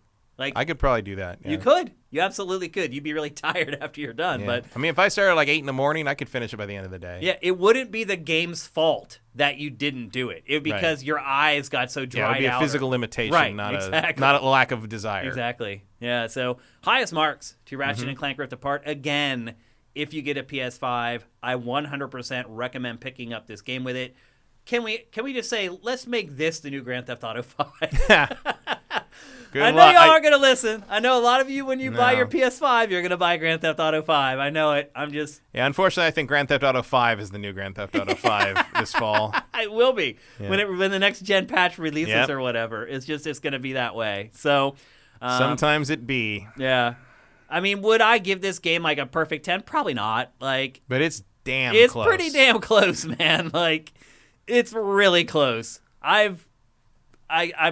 Like you're almost at the expectations and it exceeded them. Like you're almost at the point where the 10 question here becomes an ethical one. Yeah, literally. Yeah, or what caveats like do you have built into your review score system that would keep it from getting it? Like the only you're in like no game is a 10 territory at that point. Well, I'll put it to you this way. Somebody could give this game a perfect 10 and I'd be like, totally get it. Totally freaking get it. Would not bat an eyelash at it. So it's just the craftsmanship, just all the different elements of it. I can play it how I want. The technical achievements. It's amazing. It's an amazing, amazing video game. Go get it if you can. Or get your PS5 first if you can. And I know there's a lot of people still struggling with that. I'm trying to get one for Pactor, and I cannot get one. And impossible. It's very frustrating. It's very, very frustrating. And the other part, too, is that you see a game like this, and you hear people like us talking about it in such glowing terms, it just makes it that much more difficult. It's like Chris Kohler. He really loves Final Fantasy. I tried to tell him Origins isn't that great. He didn't care. He's like, I'm a huge Final Fantasy fan. I play every Final Fantasy thing. Yeah. I'm going to get my PS5. This demo is going to be gone, and I'm not going to be able to play this game until it comes out officially. And so, even though I don't think the game is that great, and I think he's crazy for being that big of a Final Fantasy fan, I totally get it. I get his frustration. Well, it's also doubly weird to me because, like, I would imagine most Final Fantasy fans would have nothing nice to say about that demo, but yeah, because it's not. It's not. It's not Final Fantasy. No, it doesn't. It's nothing like that it. Itch. It doesn't. Like if it was a Final Fantasy 16 demo, I would be much more. Oh yeah, I could understand on the same page. I could totally understand him being really angry about that. Yeah. Yep. So anyway, there you go. That's Ratchet and Clank Rift Apart. I don't think any DLC is going to come for this game. Do you? Probably not. You haven't finished it yet, so I have. I don't think there ever has been. Insomniac doesn't really do that, except Spider-Man. But Spider-Man's more modular. It's an open world game that makes a little more sense for that. Yeah, they leave the door open for a sequel, obviously. Oh, of course. But DLC, not so much. No, and that's another thing I like about it. The story freaking finishes. Yeah, I would love to see them. Because in the past they've done Ratchet trilogies on the system on PS2 and PS3. Love to see a trilogy come out of the PS5. I hope we don't have to wait so long to get another Ratchet game either. Yeah, like this totally got me back into the series. Now, like I'm starting to think like, which ones haven't I played? Like, should I go back and play them? Like what you're saying earlier. Yeah. Like it's. Yeah, I feel like I should go back and play Into the Nexus. I never did. I don't know why. It wasn't like a conscious decision. No, I played the Future trilogy and I liked it a lot. I just never got around. It was like it's kind of tail end of PS3 stuff. I was doing other shit, I guess. I don't know. Yeah. But now I'm like, I never bought that game. I guess I gotta go find that game. Yep. So it's probably like $1,000 now or something. Believe the hype. Yeah. Rift Apart is that freaking amazing. It's really good. All right, we're gonna go to Q&A. Get your questions into the chat at SIFTD Games. While you guys do that, here's a word from our sponsor. It's time to find out why everyone is buying homes in Montana. The Shazer Ryan Realty has a totally remodeled 4-bedroom, 3-bath home for sale in Libby, Montana. Nestled next to the mountains on Libby Creek, this split-level home features almost 3,300 square feet of living space and includes a fully finished basement, a 2-car garage, a barn, a shop, and much more. There's a covered back porch just off the kitchen, so you can enjoy your morning coffee the way nature intended. At $479.9, it's an absolute steal. They're selling homes as fast as they can list them. So if you're interested, do not hesitate to call Doug DeShazer at 406-291-1643. Even if you don't live in Montana, you can contact the professionals at DeShazer Ryan Realty, and they can help you with property in your area. For more, head to DeShazerRyanRealty.com. That's DeShazerRyanRealty.com. All right, let's Montana. It's Lombax-tastic. I'll probably replace that for the archive, but I honestly wonder if they would even mind if we left it in there. I mean, there's worse things to be associated with. Absolutely. One of the best games released, I would argue, in the last 5 or 10 years. So, yeah, absolutely. Let's get to some Q&A. Now we can do this, which is really exciting. We can put up your questions in the show, so you can get your name in the show, aside from pledging at $30 a month or more. We have some time, so we're going to answer a bunch of them. Let's see. Eth Demon, have you two played Titanfall 2 single player? Yeah, absolutely. Yeah. We I think we love it. I think it's the best first-person shooter campaign maybe ever. Maybe. It's up there for sure. Ratchet feels heavily inspired by the time travel level of Titanfall 2. Yeah, I mean, it does have kind of that rifting stuff in it. Yeah. Though it doesn't seem to use the rift stuff as much as I would like. Agreed, but it came out a long time ago. So I would also say Dishonored 2 has that thing where you have the little fan that can see through time, see through the alternate dimension. Oh, yeah, I forgot about that. So there's been studios that have teased this, have tried to do stuff, but not to this. Yeah, tears in time and dimensions are not new, but Ratchet uses it with a fluidity that I've rarely seen. Yep. And I'm hoping that this tech is used in other places, and that we get more examples of it. We'll see. I mean, it seems like a very specific thing, but I imagine you got all other kinds of uses. I imagine Gran Turismo is using a lot of it just for the sake of loading assets in at high speed. Absolutely. Let's see. Scorpio's Finest. Does a game need to push the medium forward in order to win Game of the Year? Good question. Not for me. It just needs to be really good. I know. It just needs to be the best game released that year. That's all it is. Simple.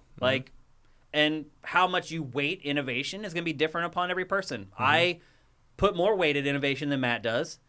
So I may be more inclined to bump up a more innovative game that isn't quite as polished over something that is polished. Matt would be more inclined to go with the more polished game. So those discussions just happen during Game of the Year, and you figure it out, and you find an agreement everyone can be happy with. I mean, you look at, you don't have to really innovate when it depends on what you're doing and how, if you get like the most polished, unimaginably like creative in terms of design Mario game of all time, there's sort of an element of like, well, what do you need innovation there for if you've perfected something that's been in like you said, Mario hasn't evolved a ton since Mario 64. Yeah. But I would say that a game, I was hoping Odyssey might do it. I don't think it did.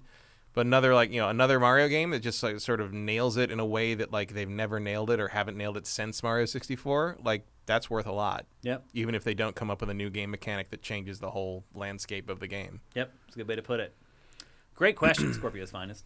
GX Gear. Oh, no, that's not a question. One Sleeper Master Gamer. What do you think of the controversy with the creator of Five Nights at Freddy's?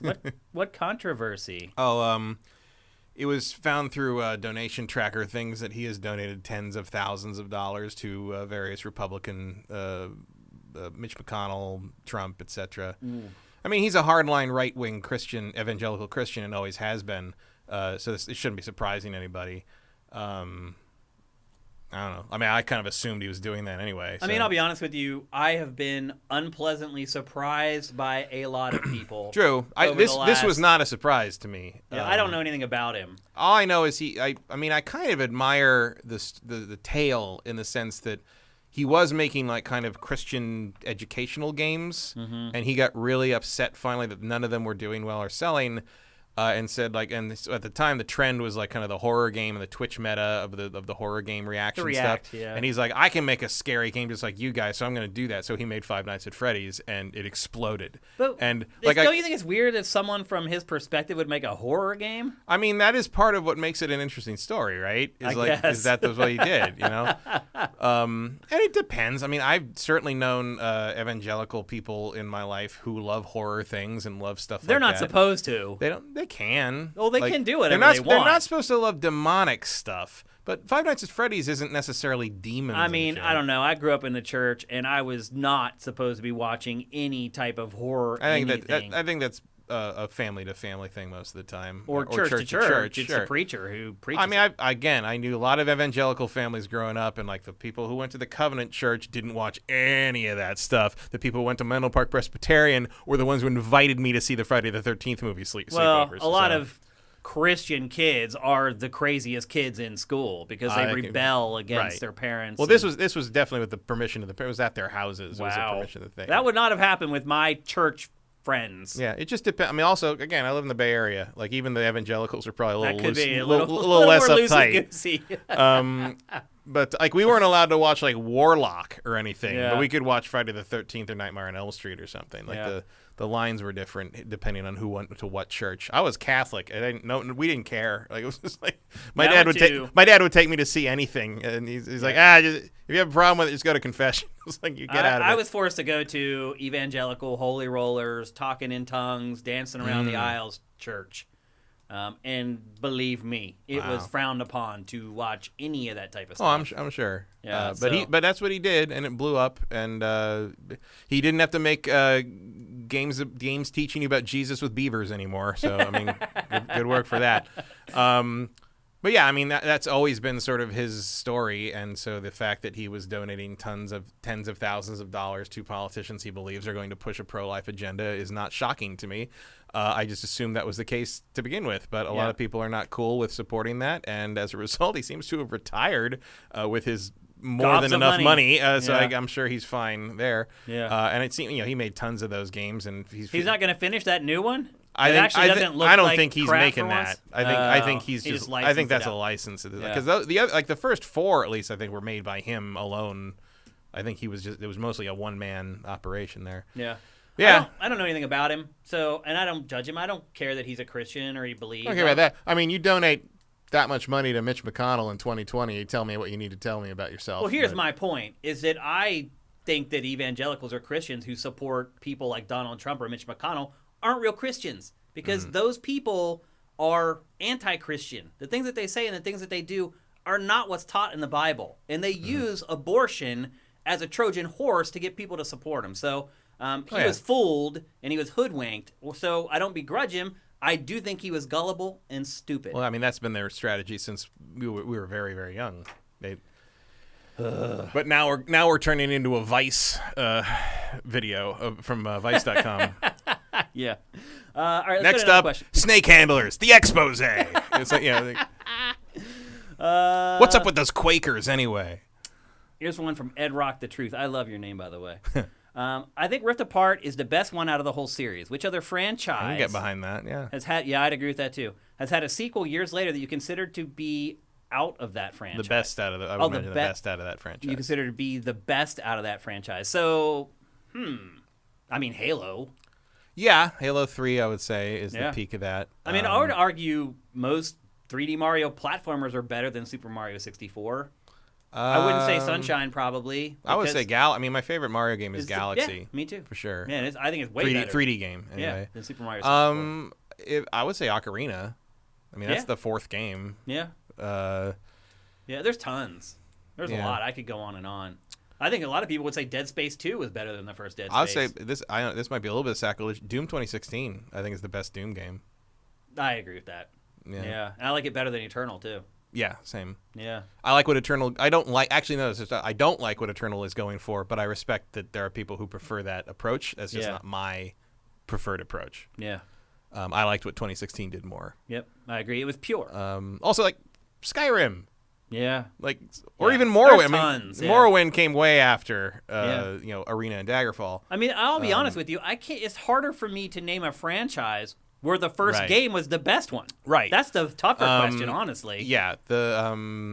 Sometimes they overcomplicate them. It's not like movies. Like, movies tend to be the best first. I mean, not always anymore, but for most of our lives, that was the conventional wisdom that, like, because the sequels are always a cash in. Yeah, you're trying to build on something to make more money, whereas the first movie tends to be, the real story they wanted to tell. Yeah. And the one that had the more the passion behind it rather than the commercial interests.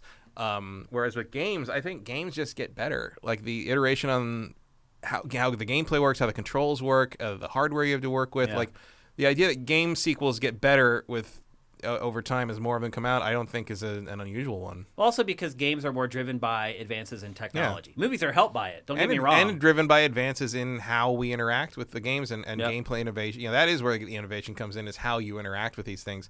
And even Kojima Kojima doesn't consider games to be art.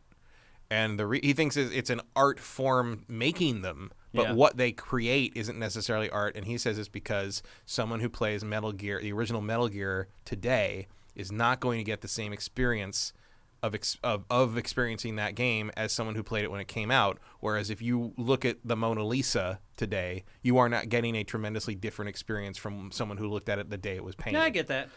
Which I think is a very astute observation. Yeah. Like, I pretty much agree with that, I think. It makes sense. I think, so there's something to be said there. Like, the fact that games are a medium where the literal way you consume them changes over time, and I would argue mostly improves over time. Mm-hmm. Like, just the introduction of the freaking analog stick. Yeah. Like, it's hard. Analog buttons. It's hard to compare triggers, that. Yeah. All of it. It just, yeah. That actually ended up being a good question, though. I think it got us into a good conversation. Okay, let's get to a couple more here. Sneaky Solid Snake. How you doing, bro? How big of a loss will it be if Horizon 2 doesn't make it this year? It's the reason me and all the lads got PS5s will be upset. I would say you should go play Ratchet and Clank Rift Apart and feel a lot better about buying the PS5. Well, then you didn't see his comments about Ratchet. Oh, what were his comments about Ratchet? He's not a huge fan. Why? I didn't get to see all of it, but I did see that he said he struggled to play more than an hour of it at a time. This wasn't his deal. Is he one of those guys I was talking about? It's gotta be mature. I don't think so. I ain't playing them kiddie games. Just doesn't click with him. Like, I'll be upset if Horizon 2 doesn't make it, because Horizon was my favorite game of 2017. And if Horizon 2 doesn't make it, I lose the fantasy draft. Like, no question. Yeah, that would be the nail in the coffin. The entire.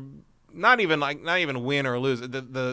My literal ability to be competitive depends rests on that entirely getting a 9 on Horizon or higher coming. Too. Yeah. But at the very least, it rests on it coming out this year. Yep. So yeah, it's a kind of a double whammy there, where I'm like, it's not why I bought a PS5. It's not like I would be upset that not like I feel like I had no reason to own a PS5 this year if it doesn't come out, but it sure would make my holiday season less interesting. Look at this, JM Rain 99. I mentioned I didn't see this. I mentioned I have a chance of a PS5 direct from Sony. Shane, I sent you a message about this. If you want one for Pat, where'd you send me the message, bro?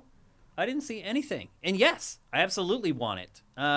We'll connect offline this afternoon. In fact, we're friends on Facebook, so I'll send you like a DM on Facebook or whatever. I did not see your messages, man. I don't know what happened there. Scorpio's Finest. Oh, we already answered that question. JM Rain, making it rain again. Thank you for all the Tier 1 subs given out to our viewers. Another reason to show up at 1 p.m. Pacific, 4 p.m. Eastern every Tuesday, except next Tuesday. Don't forget, we do not have a show on Tuesday. Ed H420, when are you planning the SIFTD Community Mario Maker 2 challenge stream? The plan was by the end of the month, but I did not think that we were going to that I was going to be able to leave and go home. So a lot of it will depend on if I do make the trip back home to see my family. If I do, it'll be pushed to July. If I don't, it'll be like next week. So if you're working on levels for that, I would just keep working on them and try to get them finished, because one way or another, it's going to be in the next 6 weeks, if that makes sense. Do we have any more? Not Cirque, thank you for Twitch Prime. Thanks to everybody who subscribed with Twitch Prime that we maybe missed. And a big argument about religion. And here's one from Vincent. Gohan Rage, thank you for Twitch Prime. What can Ratchet and Clank do to improve its formula? I think we were trying to figure that out during the discussion. The obvious answers are either going full open world or adding multiplayer, but I don't know if those would be definite improvements. I think you can make a great multiplayer out of Ratchet and Clank. I mean, they already did that. The balancing would be really tough. They already did make that game. Yeah. So I didn't find it particularly compelling. Yeah. I feel like they could do a better job. Yeah, full frontal. Yeah. Full frontal assault. I feel like they could do a better job of that now, though. Balancing would be a nightmare. That is though. absolutely not what I want. So Yeah. I just.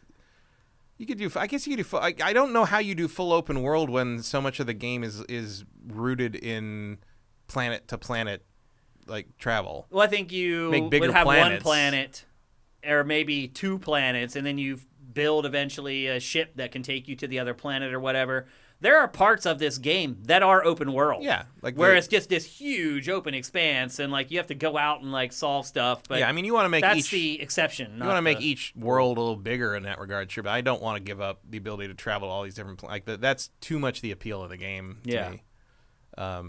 Every time you go to a new planet and you see them like zoom the ship in on a new planet, I'm just like, oh, I can't wait to see what this is. I can't tell you how many screenshots I took of that moment where you come to a new planet and your ship's flying in and you can just see the planet.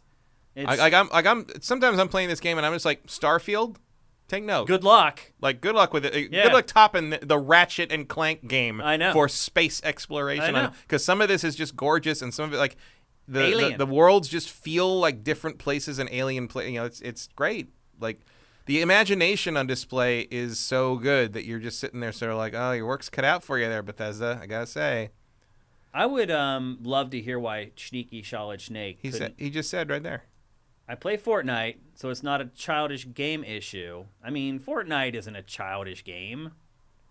I don't know. You can make a xenomorph do the Macarena with a predator. Yeah, but you can do the Macarena in every game now. I mean, everybody has like the winning like emotes and stuff. Everything has that. I don't consider Fortnite childish at all. I mean, I realize that most of the players are younger, but they're all just trying to be esports stars. I don't think it's because it's a kid's game. But anyway, I play Fortnite, so it's not a childish game issue. Haha. I just didn't find the story or gameplay. Okay, whatever you say, bro. Maybe if you recreated in MS Paint. Exactly. That's a good one. Facebook, Jam Rain. Okay, hit me up, man, and we'll connect. Last one from Scorpio's Finest. Any plans to organize an all multiplayer session? COD maybe with SIFTD users. I have tried to do this before, and no one shows up. Yeah, that's true. I have tried to do this, and no one shows up. I have done marathon live Patreon drive streams where there are like 300 of you watching me play, and I will look into the camera and be like, yo, somebody fire up your console and join me. And no one will join me. I've tried. If you can get a group together on the site and like 5 of you come to me and you're like, I'm ready, we'll play whenever you can play, I will do it in a heartbeat. I will do a stream just for that. Or just get 3 of them and play Dark Alliance together. Yeah, I think I'll take a hard pass on that one. I would love to. I would love to play with all you guys. I would love to play Rocket League with some of you guys. Do any of you play? Add me on Xbox Live, which is, I play it on Xbox. I'm Dinfire everywhere. You can add me wherever you want. Add me on Xbox. Let's play some Rocket League. I need good people to play with because I'm literally about to quit that game because I just can't take. I'm at the skill level now where I cannot take playing with a crappy player anymore. I just can't. So, yeah, I'm down to play with you guys all day, every day. Like, I need people to play with. I want people to play with. So, yeah, let's do it. And if I would say maybe a target, give us a little time to figure it out. Maybe Battlefield 2042. Maybe that's a game we could all get together and play. That game looks insane, by the way. And I'm more excited the more that I look. Oh, and Vincent says, go back to Knockout City. I'm willing to do that as well. That's cross-platform play. I'll play that with you guys. The first step is adding me. And I am Dinfire everywhere. I'm Dinfire on Nintendo, Microsoft, Xbox, Twitter, name it. I'm Dinfire. Except for League of Legends, where somebody somehow got Dinfire before me. And I am the real Dinfire. So, yeah, exactly. I think that's it, people. This was a great episode. I had a lot of fun. I hope you guys did too. Thanks to everyone who stayed on the chat, asked great questions. It's a lot more fun than Dark Alliance. Yeah, exactly. Thanks for everybody who hooked us up with Twitch Prime during the stream. I'm sorry if I missed some of you guys. Schneeky's asking me if I play Fortnite. I do not. That is one game that I do not play. I mean, you have. I have. And I've played it a good bit, but I don't play it consistently, unfortunately. So, yeah, that's a no for me. Getting me on Fortnite, I'd rather play, like, I hate to say it, a real shooter. Ooh. No offense to anyone who likes it or plays it. Like, there's a million reasons why you would. Hot takes in a hot tub tonight. Exactly. But no, I don't play it. So if you guys want to jump on anything else, though, I am down. Let's see. Another reminder. There's no GameFace next week. Do not be here on Twitch at 1 o'clock next Tuesday. We should be back the following Tuesday. Follow us on Twitter if you're not already to get all the info on that. That is at SIFTD Games.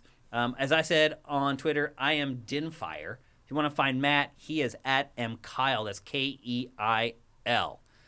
So no show next week. We'll be back in a couple weeks, and it'll be another great episode because there will be this big backlog of games. Scarlet Nexus is coming out this week. Mario Golf comes out this week, right. I think, this Friday. So there'll be lots of stuff to talk about when we do come back. But yeah, like I said, if you want to know what's going on with the site, make sure you follow us at SIFTD Games. If you're listening to GameFace out on any of the podcast services, and I now know there are a lot of you, listen to me in your earbuds as you're going to work or in your car or whatever. Go to patreon.com. Oh, well, now I'm doing the AMSR or whatever the hell it is. Yeah. I'm whispering into the microphone. Yeah. Go to patreon.com. If you donate, he'll lick the microphone. Definitely. And we'll get banned from Twitch. Yeah, definitely not happening. But anyway, if you're listening to us out in Twitter or podcast land or whatever, help us. We need the help. We are supported 100% by Patreon. We don't have any ads running on SIFTD at all, although we're trying to fix that. So head to patreon.com/SIFTD. That's SIFTD without the E in SIFTD.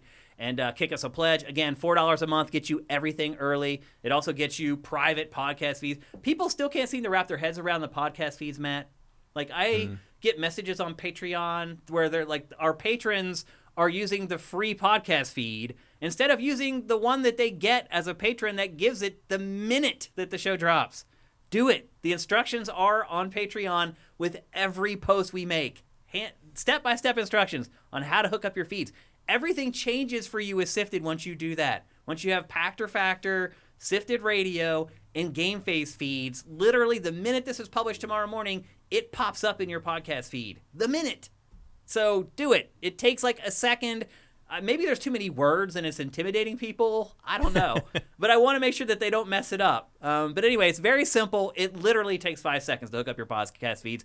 Do it. It's there for a reason. We want to hook you guys up so you have access to all our content, whether you're out on the road, whether you're at home, whether you're watching on your TV or whatever. We do the best that we can to supply all that stuff. So, Matt, anything exciting for games that you're excited for this week? Not really. I'm just looking forward to getting back to Ratchet Clank when I got some time. Yeah.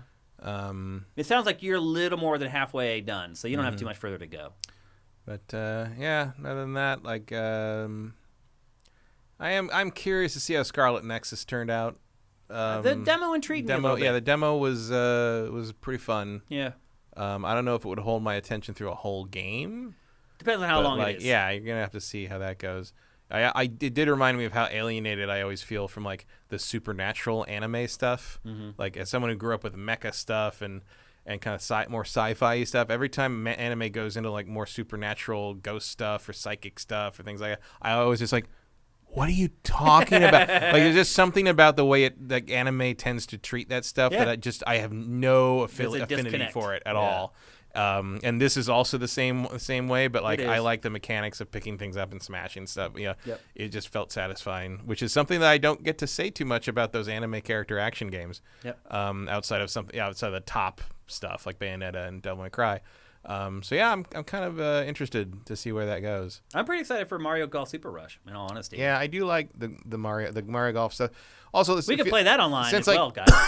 Hot Shot / Everybody's Golf is pretty much dead. Yeah, this is all we got now. The only game in town now. So, yeah. Yep.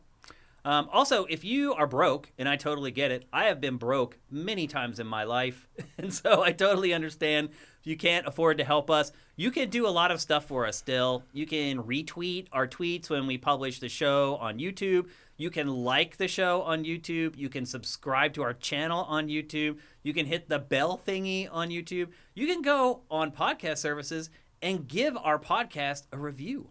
That can make a big difference for us too. So there's options for everyone regardless of what your financial situation is. But I hope that everybody is doing well in that way. Everyone's going back to work now, and hopefully everyone's been able to find a job. So anyway, I'm going to miss you guys while we're gone for the next couple of weeks. But trust that we'll be playing a lot of games, getting ready for our next episode.